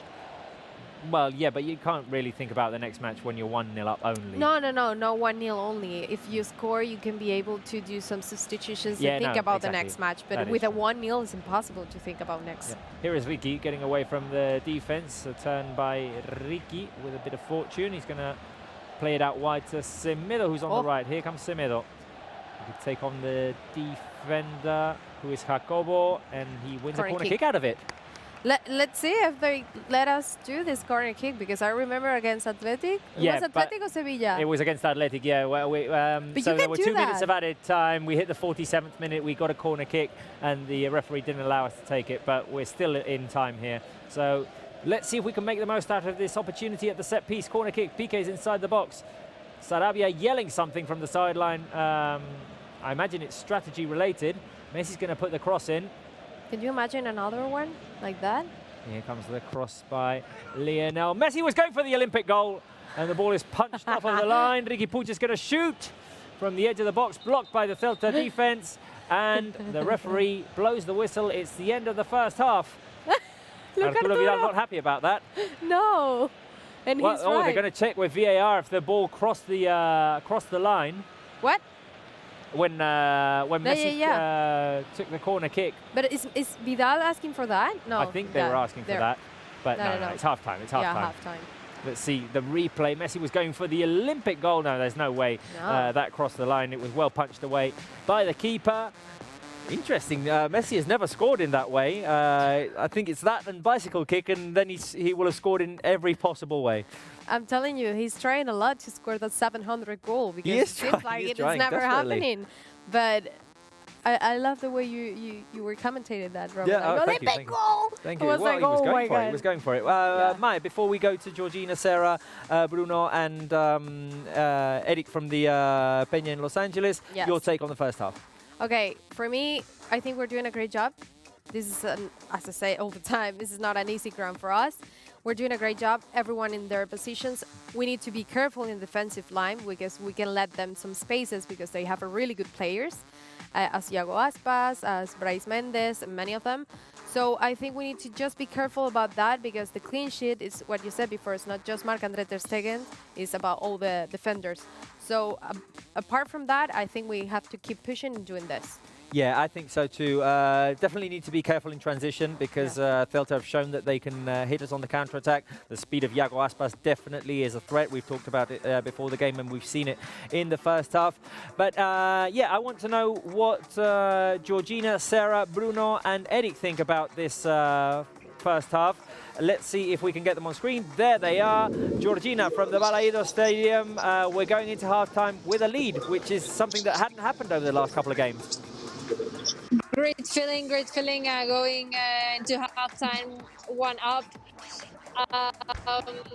Especially after seeing the team. I think it's one of the best first half units from Barça after the sports suspension. So really enjoying the game that we've put up. Ricky and Ansu performing really well and showing how they deserve to be in the starting 11. So yeah, very exciting. Yes, definitely. Sarah, I imagine the fans are going crazy over that Lionel Messi assist to Luis Suarez. I keep thinking Lionel Messi goal, and it's not a Messi goal, it's a Suarez goal. I know.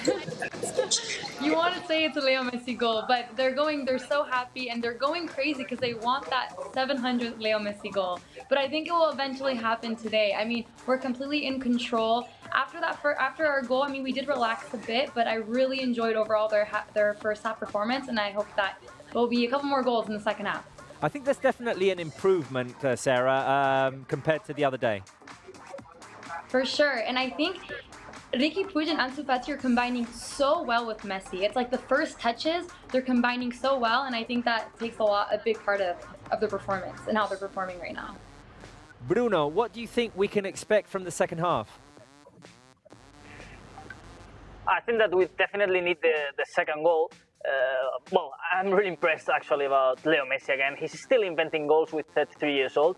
But yeah, I think in the second half, Barcelona has to continue the same. They are controlling the goal. I think with all the chances that Barcelona have created in the first half, probably they deserve this second goal. So let's hope that in the first minutes of the second half, they can do it. So then they can be a bit calm, because Celta are a team with talent, and at any moment, of course, they can hurt you. They definitely can. They definitely can. And Eric, all the way in Los Angeles, how's this early morning game for you? It's really exciting. It's a great improvement over the last couple games that have been a little slow. So seeing the energy that the young kids are bringing is exactly what we want to see. Seeing Messi hungry for that 700th is exactly what I wanted out of this game. So I'm excited to see the young kids get these minutes and really contribute to the team. Definitely, definitely. And we've got many members from the Peña following the game today. Yeah, we have about 24 members connecting from our pub to joining us in Zoom. We're having a good time. Fantastic, fantastic. Anyway, guys, I'll be talking to you throughout the second half and at the end of the game. Mai, do you think we should take a little breather? I think we should take it. Okay, let's show the fans what they can see on Barça TV Plus, all the cool content they can see, because there's loads of it. History, recent games, it's hours and hours of Barça content. Let's just take a quick sneak peek at what they can see. Welcome to Barça TV Plus.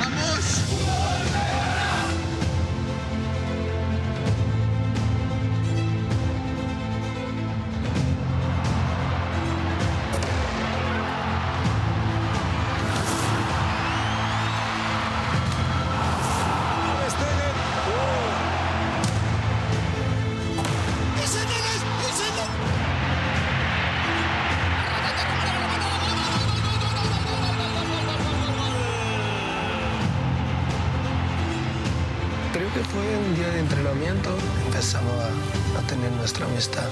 És el que sentia i també perquè s'ho mereixia la Vidal. Llevo toda mi vida aquí y decirle adiós a lo que es mi casa y mi vida es muy complicado. És el record després dels anys. Si els records s'esborressin, no tindria sentit lluitar cada dia.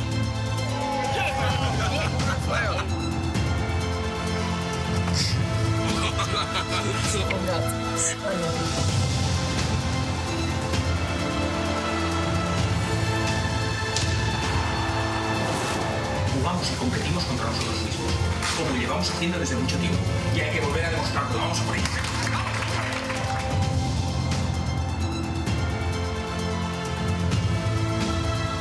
Al final lo peor de una lesión es que dices, ¿volveré a ser yo? Esa es la pregunta. I vam poder guanyar un partit que va ser molt difícil, va estar ajustat. Barcelona não é só jogar, tem uma parte boa que nos ensina a sermos pessoas.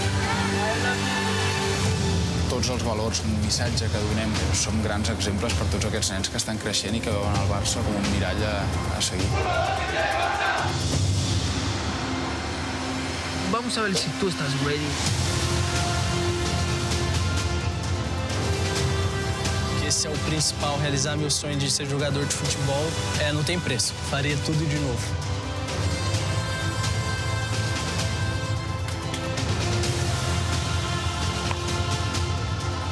A día de hoy quiero seguir creciendo y quiero seguir sumando para que el Barça consiga todos los títulos posibles.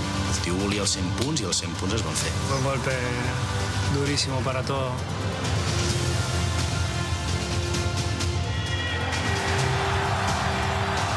Personal, pues el momento más fuerte que he vivido como jugador del Barça. El Barça es mi casa. Manga corta, pantalón corto, ya preocupado para vivir. Lo meto yo el primer gol y digo, ¿pero qué nos está pasando? Era increíble.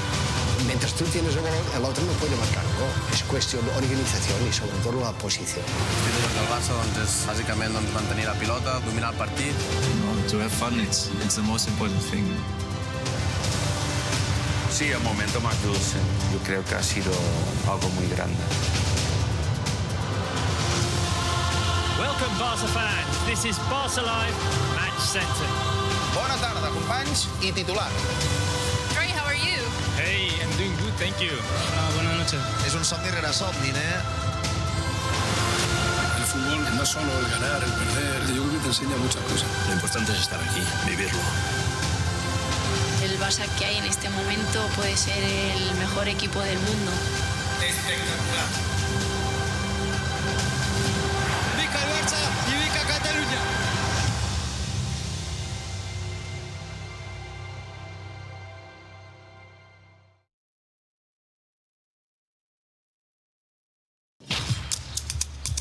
Nikola Mirotic te reta en el Palau. Mirotic spinning away for him. ¿Estás ready? Mirotic and the one-handed throw down. I'm ready.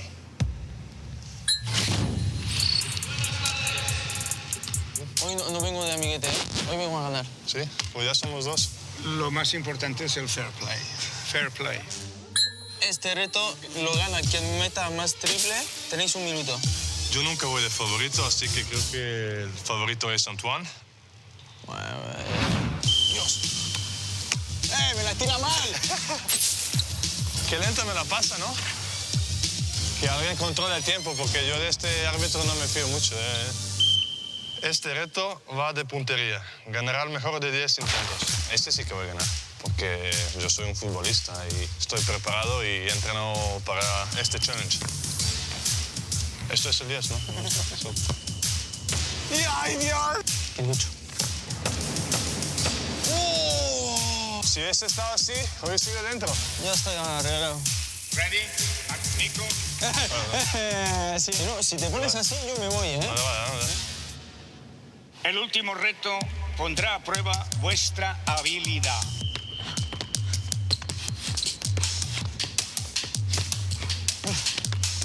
Voy a ganar yo. Fácil. Muy fácil. Sí. Espera. Sí, ahora puedes.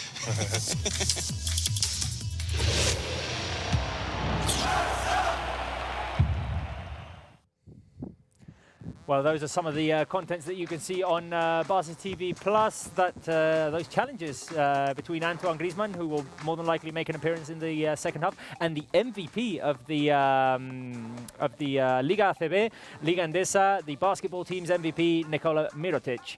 Some cool content that the fans can see on Barça TV Plus. Cool content, a lot, and the most amazing thing is like they can see many different countries every week. Yeah. Because we're always posting and doing everything to give you the best content ever every week. So you're going to see that every we're time. gradually putting in more and more content on Barça TV Plus, so be sure to go and check it out. And of course, after the game, we'll be showing you the highlights. We'll be the first to show you the highlights. So head over to Barça TV Plus for that, for the player interviews, the press conference, analysis. Reactions, highlights. Everything. Yeah, exactly. Everything. We'll be showing you the highlights, the goal, the Luis Suarez goal, right after the game. So be sure to head over to Barça TV Plus. Anyway, May, let's have a look at the numbers of this first half. Let's have a look at the stats, see what's happened in terms of numbers in the first half.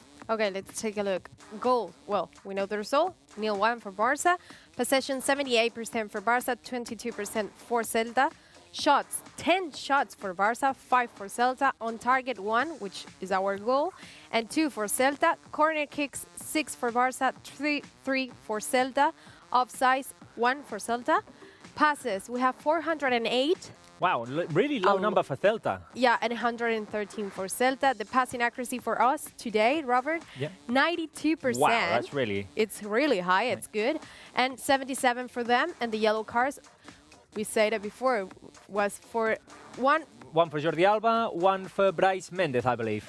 I think it was, yes. No red cards and no penalty kicks. Okay, so I'm really surprised with the low number of passes of Celta de Vigo today. They're playing some really reactive football. Barca playing in their half and Celta looking to play out in transition. They've had moments in which they've controlled possession, but on the whole, you can see 408 for Barca and 113 for Celta. We'd be over 800 passes, which is always good. If we continue this way, we can see the players gradually making their way out of the dressing room. Mai, do you think we can expect any substitutions? Not now. I don't think now Setien is going to change anything because I think everything's working in the pitch. Like everyone's doing a great job. And as you said before, even if we have a really tough game next week on Tuesday, which is now, like in 4 days, 3 days, I think that you need to score another goal at least and make comfortable and be 100% ready about the result, taking the 3 points, and that's it. And forget about... Yeah, no, true. Just having a quick look at the players who were coming out of the dressing room for Barca. Ter Stegen, Piqué, Semedo, I saw Ansu Fati, I saw Messi and Suarez, Umtiti is there as well. I saw Riqui Puig, Rakitic as well, Arturo Vidal. So I think we're going to start the second half with the same 11 players on the pitch. I don't know if Celta de Vigo might be making a substitution. I think Oscar definitely needs something to change. Yeah, for sure. Setien having some words with Jordi Alba there as well. Both of them kind of agreeing in what's happening. I imagine that conversation is going along the lines of let's keep an eye on Iago Aspas because it's down the right-hand side where he's been making those transitions. So Alba needs to be careful there. No, Alba and all of the defensive line, because actually without, like, for example, I was paying attention to 2 different counterattacks of Celta, and we left the spaces really weak, you know, like it was just like 2 or 3 players from Barca that they're not 100% focused or 100%. I don't think focus is the issue. It's about like be careful about that detail. Yeah, I don't think focus is the issue. It's just that Barca are playing most of the game in Celta's half, moving men forward and all that, and then Celta are like lightning when they win the ball back, so we need to be really quick and really alert to just... Yeah, but at the same time, if you're playing on their side, you must be careful about that detail. Yeah, exactly, if you're going to do that, you have to go back to your place as quickly as you can because they have fast players, as we saw. Yeah. And they have more shots on target than us. I think the best weapon that Barca have to counteract that speed of Iago Aspas is the speed of Jordi Alba, especially taking into account that Aspas is making the runs down Alba's side. So I think what Setien is probably saying is when you make an attacking move, just keep in mind that you need to run back as well. The second half has started.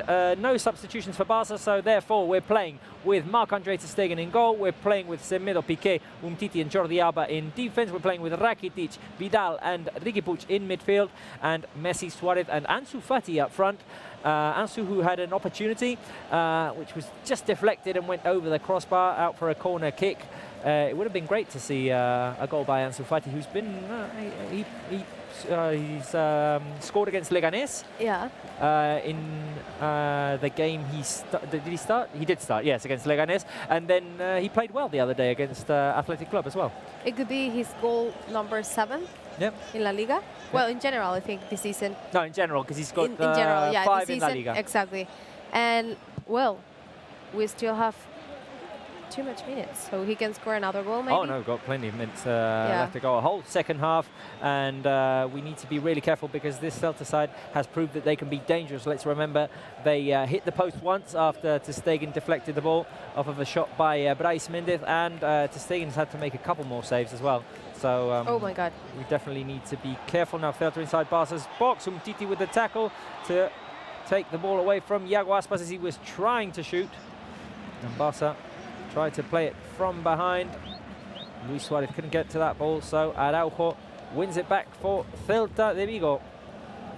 I think we must be careful now because I'm saying, like, since we started the second half, Celta is having possession and controlling the game, and we're not, well, I'm not gonna say doing anything, but I think like the players are waiting for something. It's not like we're starting with the same rhythm as we ended at the first half. Barca with the ball 2 minutes into the second half. And Semedo has it on the right. Lionel Messi's been playing more on the right today as well. Now Messi plays a wonderful ball through to Semedo. The cross inside was looking for Suarez. It's cleared away by Araujo. Good job there by the centre-back. Barça have a throw-in. Quique Setién watching from the bench. Let's see if Barça can create anything out of this situation in which they're close to the box. Semedo with Suarez trying to fight for the position there. Here is Lionel Messi. He could find an opportunity to shoot. He prefers to pass it into the middle for Ansu Fati. Rakitic. Now Riqui Puig. Jordi Alba has it on the left. Alba, can he cross it? No, he passes it back to Riqui Puig, who finds Messi on the edge of the box. Great first touch pass by Riqui Puig. Now Semedo has it on the right-hand side. Can he cross? He goes inside. Semedo could shoot with his left. It goes way over the crossbar. First chance for Barça. It was Nelson Semedo who took the shot from the edge of the box. We can talk now to Bruno Ballester, who has more stories on players who now play for Celta, but used to be Barça players. Yes, and we're going to talk about Rafinha, who of course was formed in La Masia in Barcelona's academy, and that has been a key player for Celta de Vigo in these last weeks to get lots of points to avoid the drop. And Rafinha, a player that today is in the bench because, well, he was with some physical problems. Let's see if we see him some minutes today, but, well, he was doubtful for this day. And we're going to see one of the best goals that he scored. Well, not one of the beautiful ones, but a really important one because it was in the European Super Cup 2015. And this goal meant the 3-1 in this crazy final against Seville that in the end Barcelona won 5-4 with a goal for Pedro in the 115th minute in the extra time. And well, this goal of Rafinha was really important for Barcelona and well, was an important player to left this trophy. The European Super Cup, it was played in Georgia, in Tbilisi, in the capital. Oh, a chance for Celta, and they've scored. Sorry, Bruno. Celta de Vigo have scored the equaliser. They put the ball inside the box. The cross by Okay Yukuzlu and the goal by Smolov. Celta 1, Barca 1. They caught us in transition. They played the 2 against 1. And I think the excellent find was by Iago Aspas. He picks up the ball on the halfway line, plays a great through ball to Okay Yukuzlu, who had the oncoming run down the middle of Smolov. Piqué was the only player who was able to track them back. It was 2 against 1. And there was nothing that ter Stegen could do to prevent that, so there will be no clean sheet today for Marc-Andre ter Stegen. Celta scored the equaliser in the first 5 minutes of this second half. We talked about this, Mae, the danger of Celta in transition, and it wasn't in fact Iago Aspas this time. Aspas produced the pass, but... Exactly. No, we were talking about this. Like, if you're going to be up and you're going to be pressing and being Celta's side, you must be careful about your position. And if you see, Piqué was alone. And the problem is, like, if ter Stegen have the chance to stop that ball, that shot, he could have that help from another player. An excellent pass by ter Stegen to the opposite box for Lionel Messi. Messi gets away from his defender, tries to cross it into Arturo Vidal. Messi with the opportunity now. Oh, and I think Messi was fouled there. Goal kick is given. Okay. So Messi takes the shot, and then there's a foul on him after the shot. Seems like. Loose ball. Messi shoots, and like the Celta de Vigo has his foot up in the air. Messi impacts the foot. They're not going to check that? I don't know. I mean, it's going to be reviewed. At least. It's going to be reviewed. And I mean, it could well be a penalty because, I mean, it interferes with Messi's shot. There's no contact with the ball. Not at all. And he left the leg just at Messi's in. Yeah, no. The leg was way up high as Messi went for the volley. Messi managed to get the shot off first, but immediately after touched the foot of the defender. No, it's a goal kick. It's a goal kick? I'm not sure. I think that there's an argument for a penalty there, because the tackle definitely interferes with Messi's shot. And he's not even seeing the ball. No. The Celta player. He's just thinking about Messi. Well, he was just going to cover as much ground as possible. That's not an excuse for us. A yellow card for Samuel Umtiti now, as he went up for the aerial challenge. Let's go to Balaídos to see what Georgina can tell us in this unfortunate start to the second half.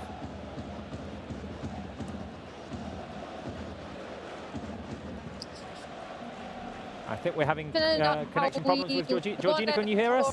Expected the start of the second half to be. Yes, I can hear you. Can you hear me? Barely.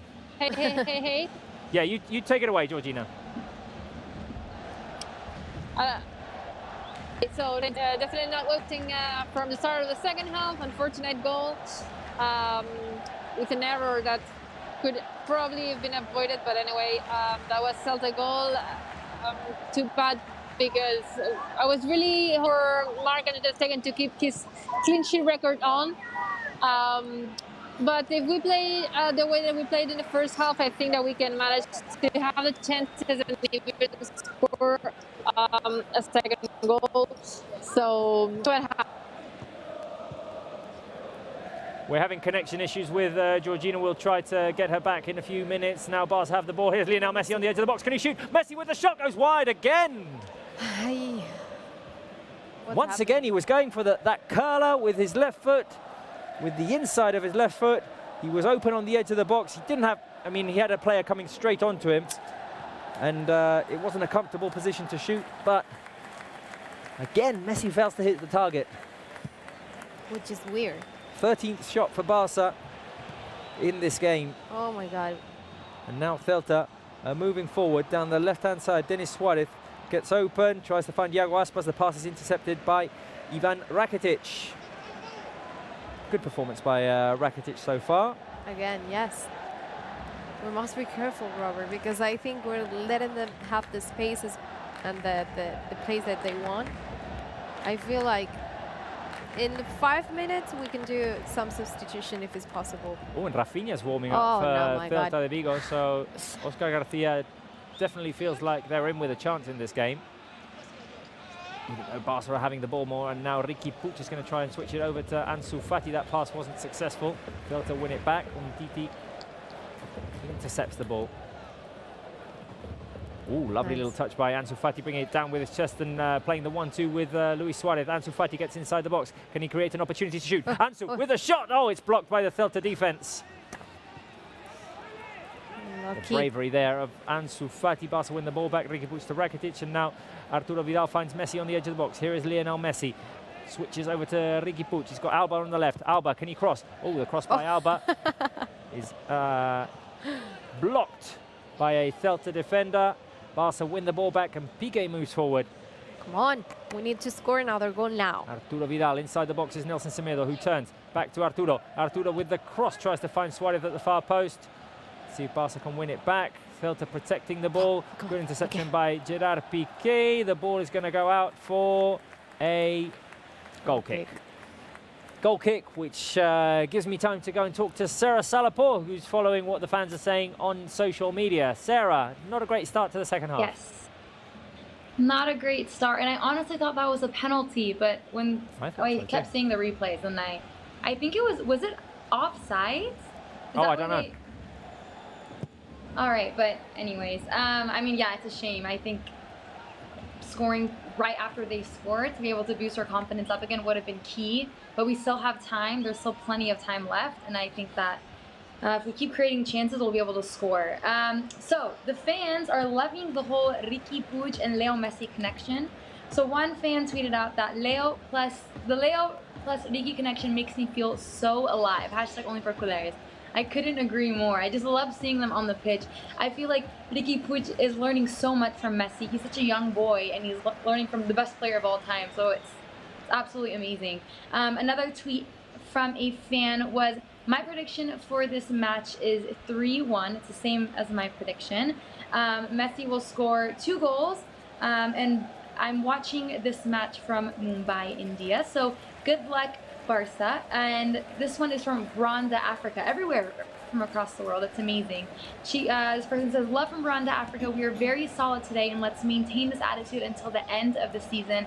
I hope Leo Messi scores his 700th goal, which will be amazing, and I hope many, many more are left to come. And I love how this person uses hashtag #diehardfan. I love that. Yes. And last, I think there's one more. Oh, this is the one I was talking about earlier with the same prediction as mine, the 3-1, 2 Messi goals, and that she's watching from Mumbai. We have a Pena from Mumbai, right? Yeah, we do. We talked to them the other day. Okay. And then the last one, let's see if we can get it up on the screen. There you go. Everyone deserves someone who looks at them the way Messi looks at Suarez after assisting his goal. I love that. The way he celebrated and his passion was so beautiful, and you love to see the players like that. So hopefully we score more goals and we get to see Messi and Suarez celebrating like that again. Well, while you were going over those tweets, Sarah, we've seen a couple of attempts of connection between Riqui Puig and Messi, and they definitely look like very dangerous together. Yeah. Hopefully it will produce a goal soon. Hopefully. Barca are close to Celta's box. Sarah, we'll come back to you in a few minutes. All right. So Barca playing close to Celta's box, and Maya was saying that we've seen a couple of attempts of connection there between Messi and Riqui Puig. Yeah, they're having a really good connection, and we saw that against Athletic too. Like, Riqui was so confident and so comfortable on the pitch, and at the same time is what Sarah mentioned before. It's because Messi is giving them the confidence to do something and providing assist or giving the passes. And obviously, if you feel like the best player in the world trusts you, you have to trust yourself. And I think it's what they're doing today. But something changed compared to the first half. Because I don't think the team is with the same mentality right now. And I think we need something again, something new, a new era or something. Because they're not finding the way to score. They're not being... Well, we've had chances. We have chances, but it's not that easy. Oh, Nolito. No. We've got a triple substitution happening for Celta de Vigo. 2 former players coming on, Nolito and Rafinha. Both players we know can be very dangerous. And Bradaric as well in midfield. So Smolov has been taken off up front, and Nolito was the player who's going to replace him. That means more speed that Barca will have to deal with, because Nolito is a speedy player, Yaguas is a speedy player, and players like Rafinha and Denis Suarez can definitely find them in space. That's the dangerous thing, and we were talking about this before, that Celta is a really complicated team, and it's weird to see them like struggling during the season in the relegation zone, because they have really good players in many different positions, and well, we have 3 former players. Yeah, we have 3 former players on the pitch now. Suarez is fouled, because there'll be a yellow card. Nolito played 3 seasons at Barça B. Yeah, and he did make his debut with the first team. He didn't have much of an impact, but he did get his chance to make his debut. Now, Suarez was fouled by Araujo, and Araujo was shown the yellow card for tugging Suarez's shirt from behind. There'll be a chance for Barca to put the ball inside the box, and Messi's going to be the player in charge of crossing that. Titi's made a run forward. Piqué has made his way over there as well. We've got Suarez as well. Ansu Fati is in the mix. Now Messi with the cross. Oh, just over the head of Luis Suarez. Do you think they were looking for another tragedy goal again? I don't know. I mean, it could well be. Yeah, no, but what's going on? No. Jordi Alba was fouled, but the ball fell back to Stegen, and the referee just let the situation play on. So, Celta have made 3 substitutions. Barca have not made any so far. That's smart, because I'm 100% agree with the substitutions really early in the second half, and not, you don't need to wait that much if you see like you're stuck or the team is not doing well. Yeah. Because I feel like since some minutes ago, Celta is having like more participation compared to the first half. Maybe. I still think that Barca are looking better than we have in the last few games, and that no, for sure, we're managing to get into dangerous areas with more ease. But Yeah, I mean, obviously Setien is going to have to move some pieces, see what he can bring on. But I think that Barca, if we continue the way we're playing, will manage to score the goal that would put us back ahead. Oh, no, 100%. But you think, for example, Setien could take off someone like Luis Suarez because he's one yellow card away from suspension, and maybe he doesn't want to take the risk against Atletico Madrid. Well, I don't know. When you need a goal to get back in the lead, I wouldn't take off the So second you main trust goal Suarez scorer. to stay on the pitch and not doing that yellow card? I think so. Okay. I think so. Now a long ball played by Umtiti. Ansu Fati's going to chase it with Aido. Here's Ansu Fati. Ansu! He's doing the foul! I think Ansu was fouled there. Oh my God! In the fight to get to the ball first, I think Aido forgot about the ball and just pushed Ansu to the ground. Ansu was trying to get around him. He was just focused on Ansu. Yeah, well, he wasn't protecting the ball well, I mean, he was protecting the ball by pushing Ansu out of the way. That's unbelievable. So the VAR is just on times. It's not whenever. Yeah, I don't know. And here is Barca playing in their own half. Let's go back to Bruno Ballester, who's going to talk to us about Nolito, the player who's just come on for Celta de Vigo. Exactly, Nolito. It was a surprising signing after the lockdown, coming from Sevilla. And well, we're going to see actually his only goal that he scored for Barca in a season that he was playing for Barça B, and also some minutes with the first team, and he was in the cup in a game against Ceuta. And here is a really good goal actually from Nolito. He was showing with Barca the talent that he has, of course, but also he wasn't in the club for so many years.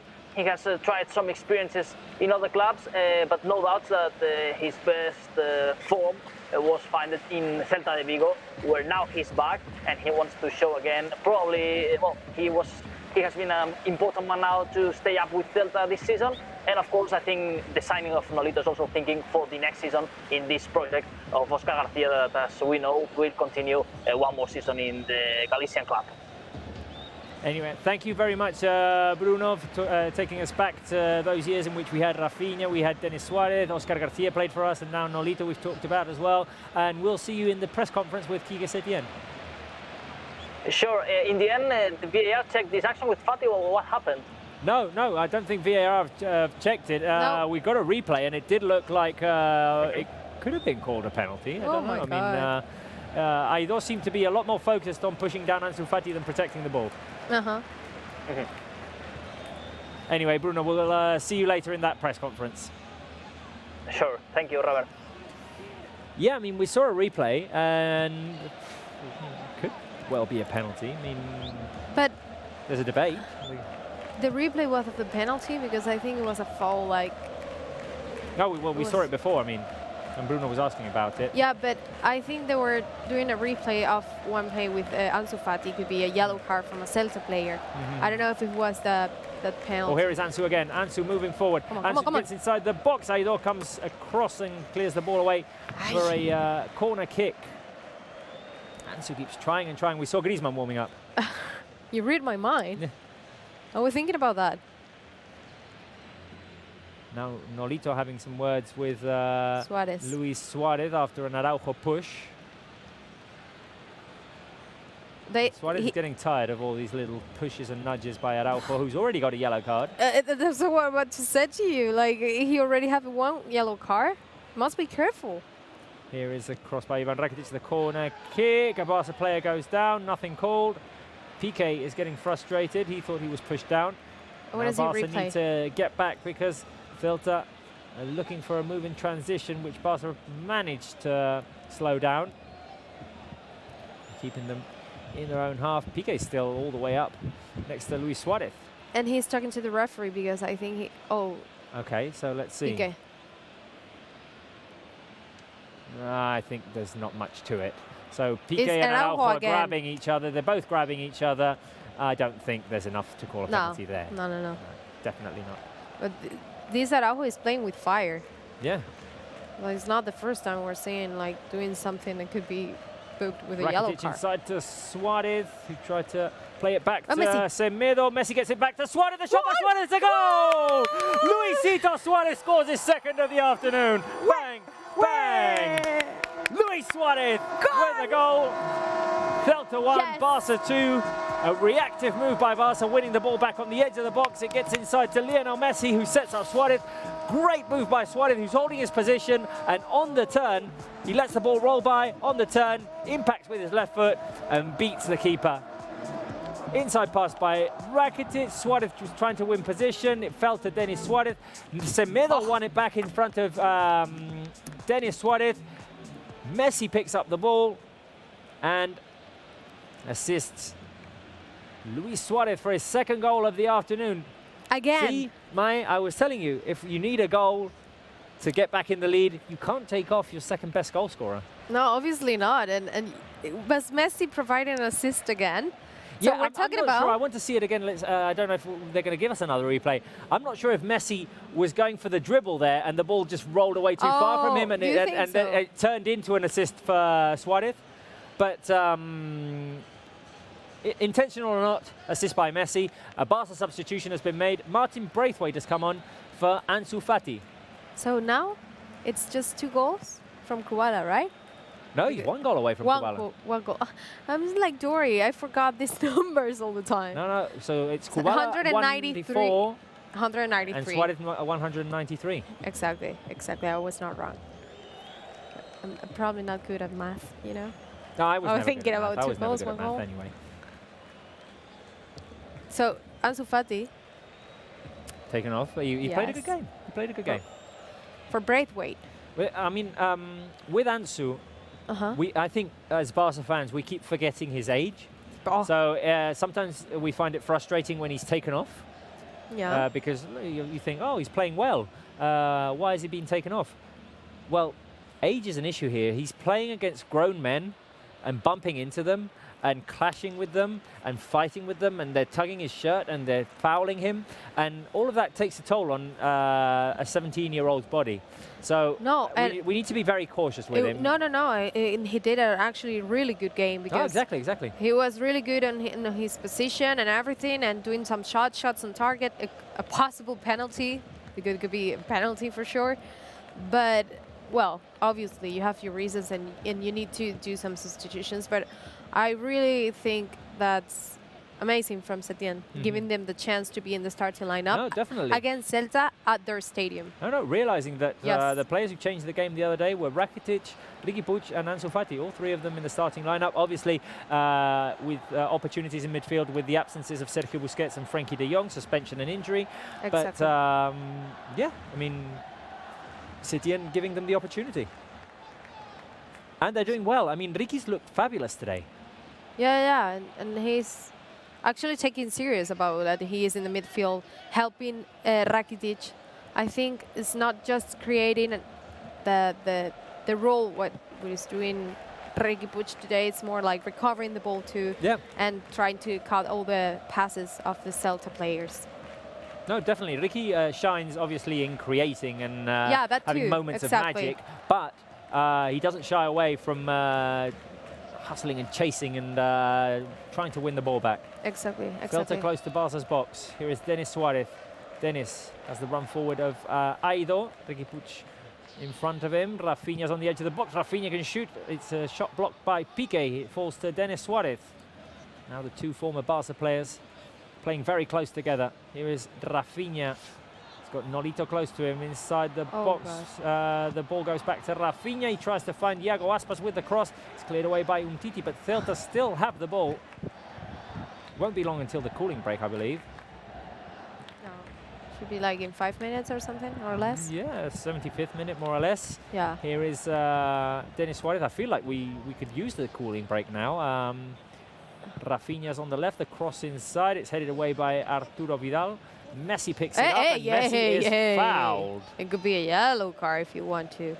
Yeah, I mean, I think it's just a question of Messi running into the player who is in that position. It's a foul, obviously. Oh, a Barca player has gone down. Who is it? Is it Jordi Alba? Yeah. Oh, Alba received an elbow to the face by Nolito. I don't think it's intentional or anything. You don't think it's intentional? No, it's not intentional. Robert. No, it's not intentional. I have my doubts there. No, it's not intentional. It's just, I mean, Alba's behind him. I mean, if you're going to receive a ball, you're not going to receive it like this. No, but they're fighting It's for the not a position. natural position Nah. to do this. Here is the replay of the goal by Luis Suarez. An excellent finish with the tip of his left foot on the turn as Messi produced an assist, which I'm not sure if it was intentional or not. Another former Barca player has come onto the field. Jason Murillo replacing Araujo. Yeah. Murillo was last season he played for us. Yes, last season. Yes, last season. Yeah, I was thinking if it was last season or the Alone season from Valencia? before. On loan from Valencia, and now Yes. he's playing for Celta Vigo this season. Exactly. So everyone who was No, playing we've for got Barca so now many is on the former pitch Barca against players Barca. on the field now. Rafinha, Yeah. Nolito, Oh, Denis Suarez and Rafinha. Murillo. Rafinha fouled now by Ricky Puig. Let's What go a and see what preseason. the fans are saying through Twitter or the live chat. Okay. Sarah Salapore, can we talk to you? Yes, the fans are very happy. They're saying Suarez is on fire, and now they want a Suarez hat trick. There's only one goal away from a Suarez hat trick, Yes. so might as well score one more Suarez. The fans, Spectacle Hunter says, goal, like a long version of the word goal. Gol el pistolero with the emoji of the two guns. And John says, I'm not surprised about this magic. So the fans are really loving Oh, a what's happening tackle right on now Ricky the Puig. pitch. Sorry, Sarah, I have to interrupt. Ricky Puig has received a very harsh tackle there. Don't know if it's his right knee. Oh, I want to see a replay of that because it was a very strong clash there. Ricky Puig got the ball. Oh, it was knee on knee. Oh. Knee on knee. It ouch. looked worse in the live motion, but it's a hard clash between Kevin and Ricky Puig, who's now limping. He's managed to get up. Okay, no, it looked dangerous. It looked dangerous. Sorry, Sarah, you were saying. No, I'm just saying that everyone's so happy that Suarez has scored his second goal. They want another one from him, and everyone's being very optimistic. They think that we're going to win this game by a big lead. So hopefully we score at least one more goal. I mean, a one-goal difference is very dangerous and it's very risky, knowing that we need all 3 points to add the pressure to Madrid. So hopefully soon we'll score one more goal. Are you saying that fans are saying that what they want? Oh, wait a minute. Is Lionel Messi with a dangerous run? Messi is fouled. Okay, Sarah, very quickly before this free kick, are you just saying that fans are saying they want one more goal to hide the fact that you want your prediction to be right? They love me. That's why. No, I'm kidding. No, they think that Barca is playing well, and they think that they will score one more goal. I mean, a lot of them are saying that they're going to win by a big lead. There was one fan that said 6 goals from Barca. Wow. So I mean, we can be optimistic. We saw what we did against PSG in the Champions League. We can score lots of goals in a short period of time. So we'll see what happens. We'll see what happens. We'll come back to you in a little while, Sarah, because Messi has a free kick, and we'll see if he produces a cross or a shot, because now we never know with Messi. Surprise. Let's see. Let's see, 75th minute. Messi, can he shoot straight to goal? I think he will this time. Messi over the wall, corner kick. Corner kick? Yeah, it's a corner kick. And I think the I referee just want a Messi goal. Okay, we're going to keep the conversation going, Sarah. We're going to keep the conversation going, Sarah, because it's the cooling break. So we need a cooling break as well. We need, or we need some hydration I need a cooling break too. Exactly, because it's quite warm here in Barcelona. You're back in Barcelona, Sarah, and we're looking forward to having you here in the studio. Yes, I'm in soon. my living room, and it's so hot. There's like a mini fan in front of me, and I'm still sweating. So I'm kind of jealous of the people at Balaídos right now, but yes. Anyway, you were saying, Sarah, one of the things the fans are excited about, as I put my bottle back here, is the fact that Luis Suarez could score a hat-trick today. What an amazing achievement that would be, because obviously these are his first goals after coming back from that injury, and as well that would turn him into the 3rd all-time goal scorer for Football Club Barcelona, joined with Ladislau Kubala. yes, he's 1 goal away from that historical record. I hope it happens in this game. I mean, we know how difficult it is to score at Balaídos. We don't have the best track record here. So if you scores a hat-trick and he gets to reach that record, being joint leaders with Kubala, that's amazing.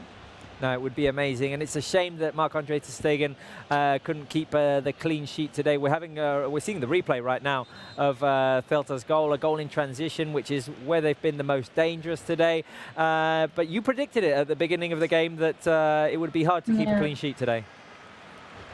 Yeah, I think it's because we're also pressing high, and then there's spaces behind, and you saw how they just ran with the ball, and Iago Aspas easily passed it.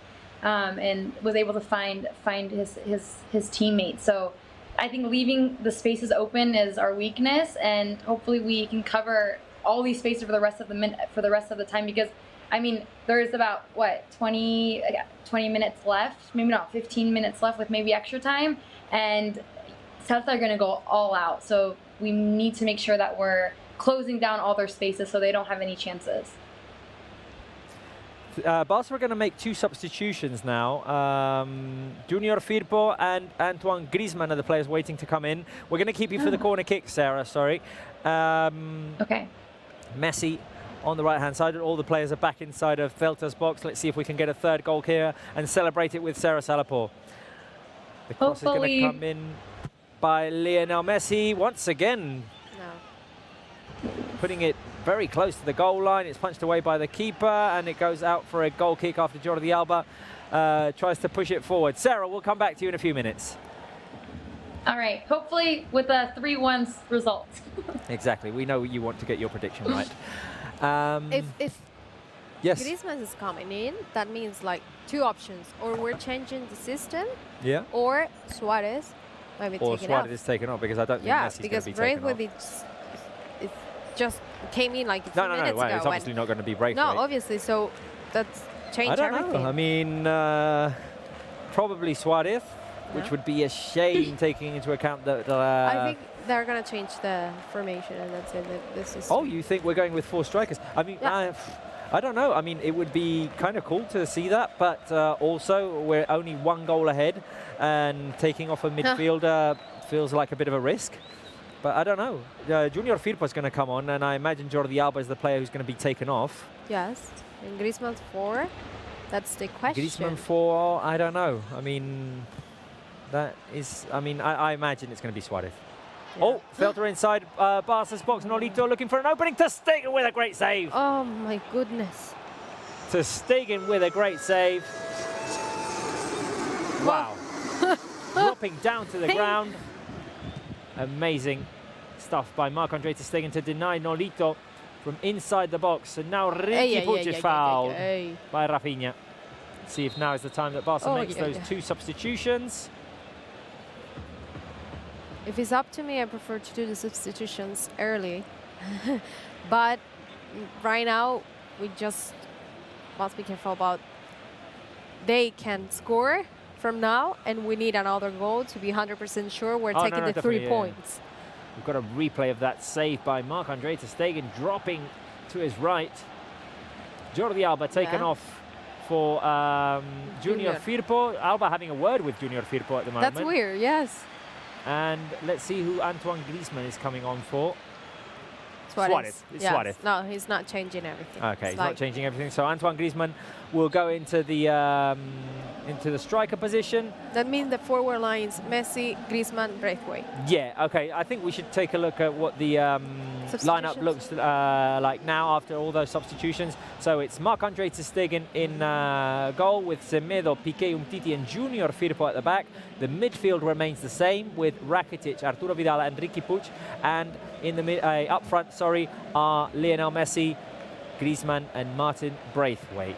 And as you can see on our screens, let's not forget that after the game, you have to head over to Barca TV Plus to see those highlights of the game. Very exciting game. We've had goals, we've had opportunities. You can see the highlights as soon as the game is finished on Barca TV Plus. You'll have to head over there. And we've got press conference, player reactions, game highlights, analysis, everything that one could hope for after a game. All the best. We have the best content on Barca TV Plus.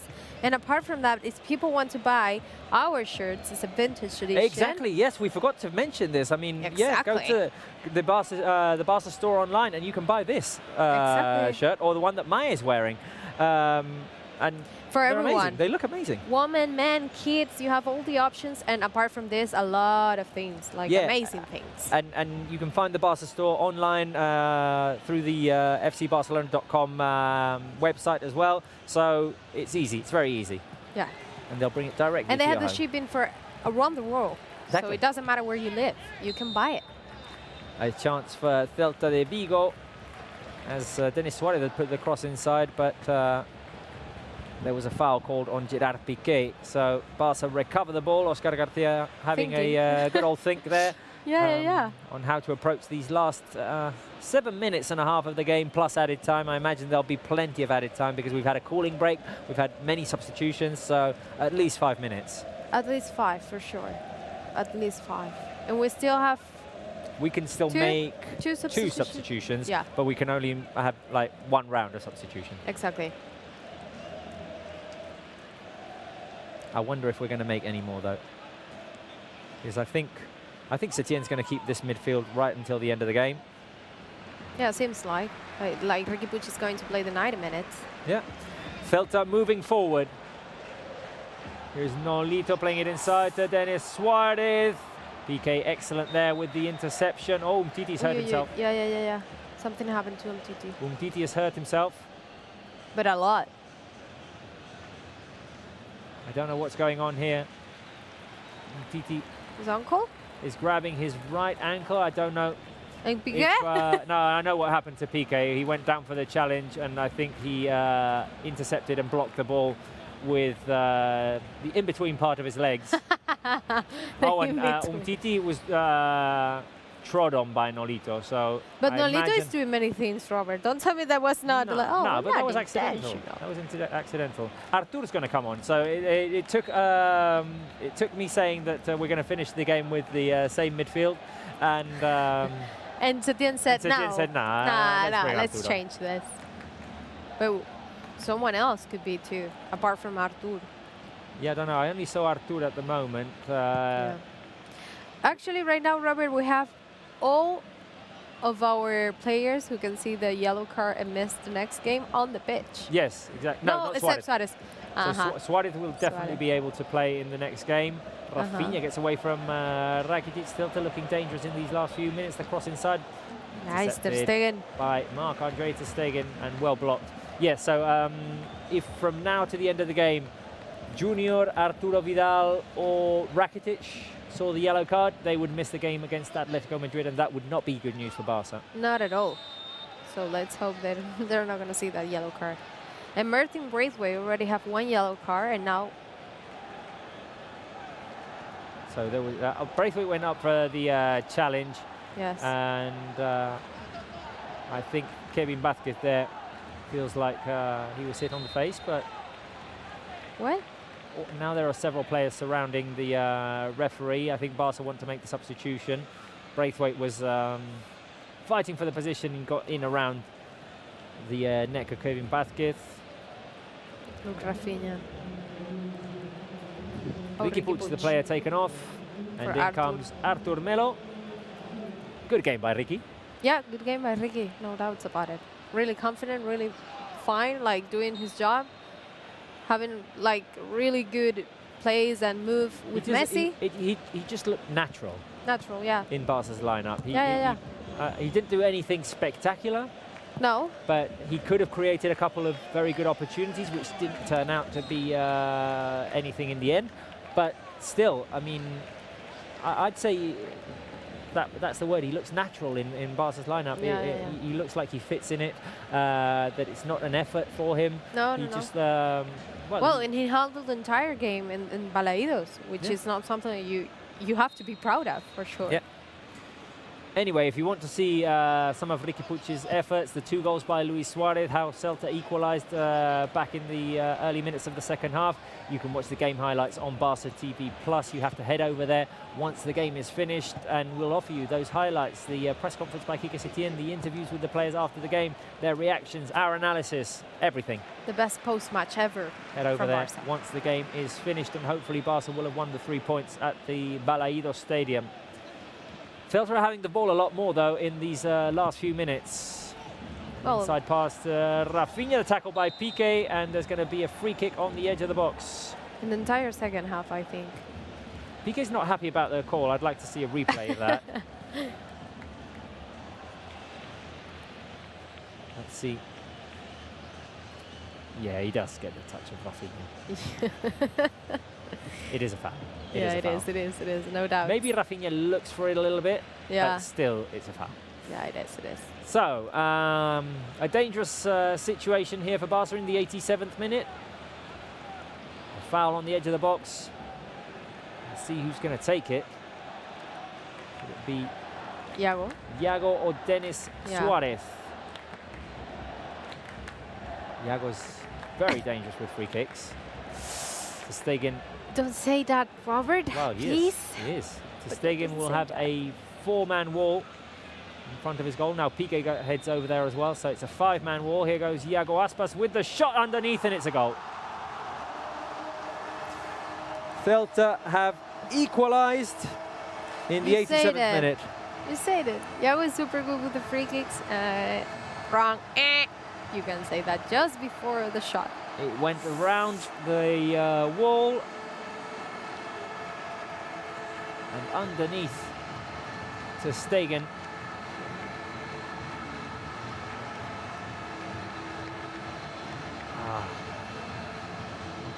Good shot by Iago Aspas. I wonder if the wall should have been slightly more to the right.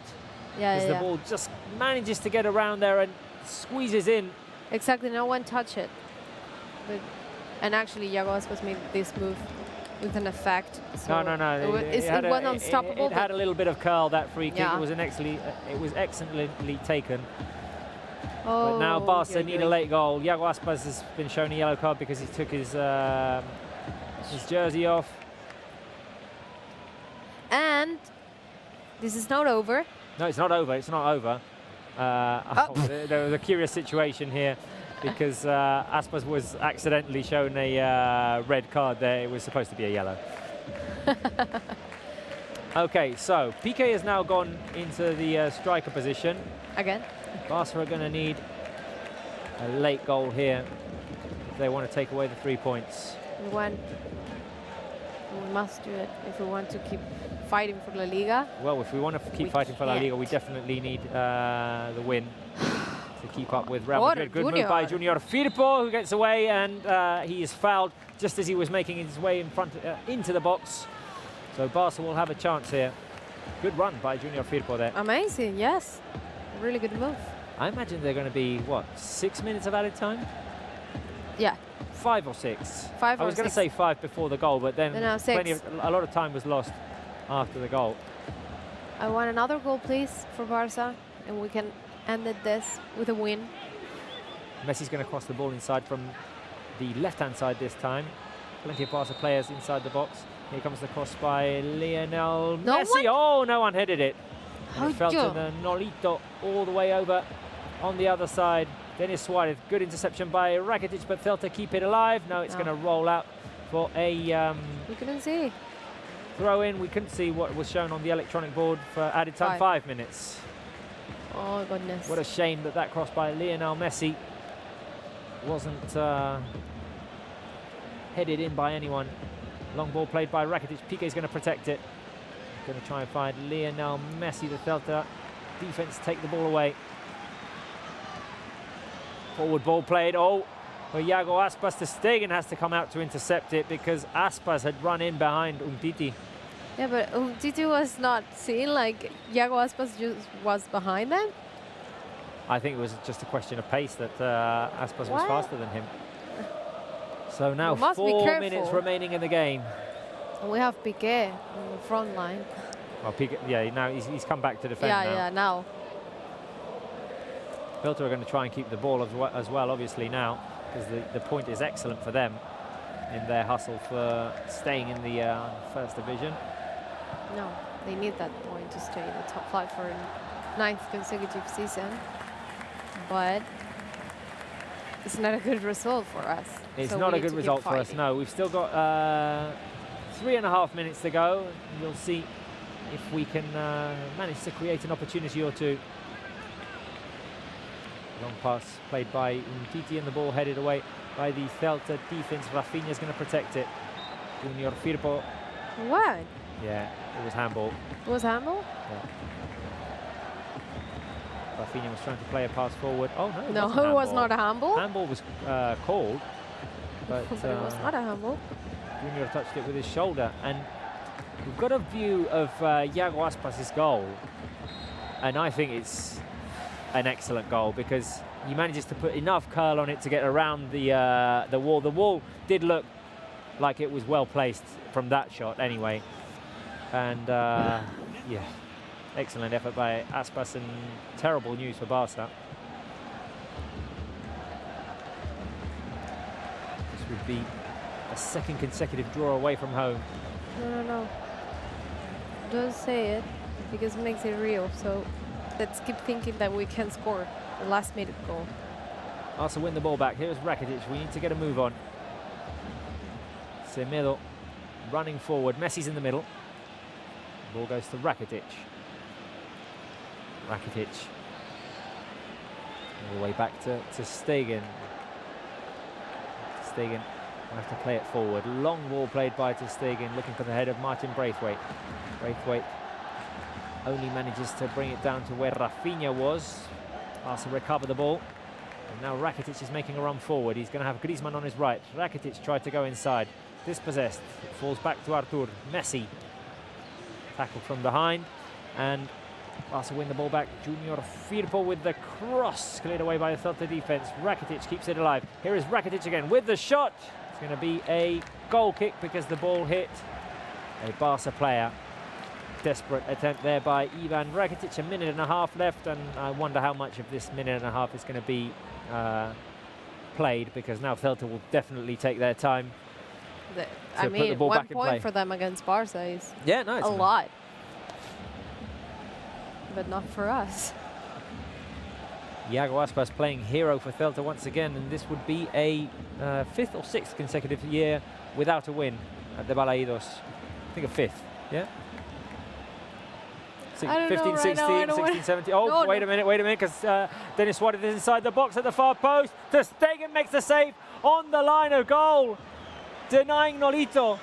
My goodness. Oh, and if that save becomes crucial at the end of the season, imagine the difference a point can make. Oh, goodness. Barça moving forward after Ter Stegen saved the day there.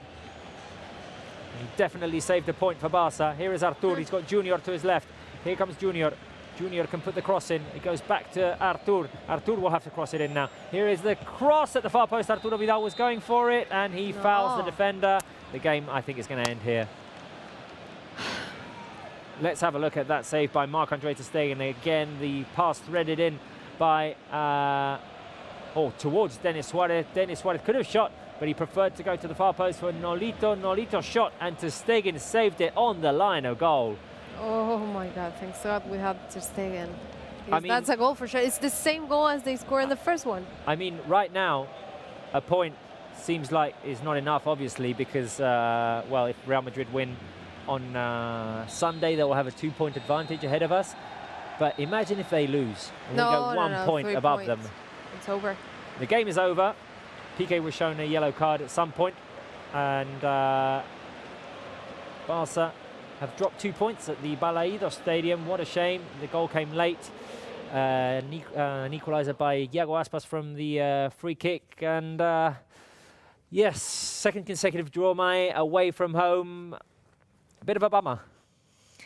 I was not expecting this at all. And I said to you, Robert, in the second half, we must be careful, because Celta is not going to stop, and they need the points more than us, because we're fighting for the title. They're fighting for just staying in La Liga, which is different goals.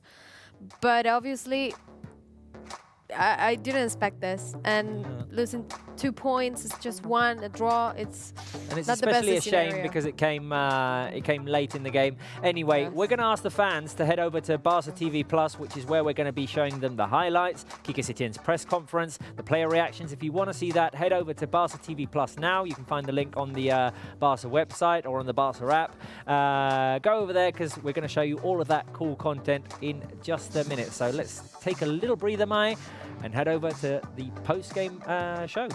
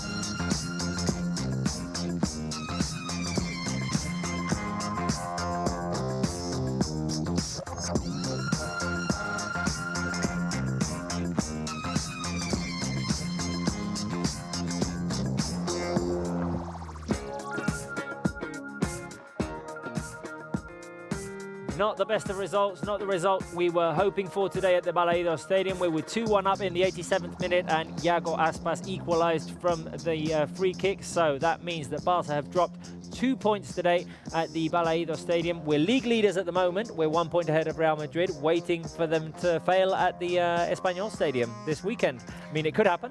Could happen. I wish it could happen because we want that. If we want to win La Liga, like 2 games ago, we were dependent just on us, but right now we're dependent on them too. And with this result, I think it's more in our side and not in their side than in our side. So I hope they can drop some points too. I mean, the positive side of this. Yes. Let's see if I can get this message through the correct way. Not much has changed in the sense that we still need them to lose 1 game. Yeah, just so one. if they lose 1 game, we're ahead of them. Yeah. And that's pretty much the same situation as it would have been before. Obviously, we would have been 3 points ahead rather than 1. But we still need Real Madrid to lose only 1 game. So that is the positive part of it. No, for sure. Just 1, and it could happen because Etienne already said that in the press conference. They can drop some points somewhere in United Stadium at their place or in any other stadium. But it's not the ideal thing for us. No, it's not ideal. But we have to be positive, and we still have a lot of games to play, so this is not over. It's not over. It's not over. It's not over. And witnessing the game from Balaídos is Georgina Leger. Georgina, it wasn't the result we were expecting. No, it was not the result we were expecting at all, neither before the start or of the game, but even less after seeing the great first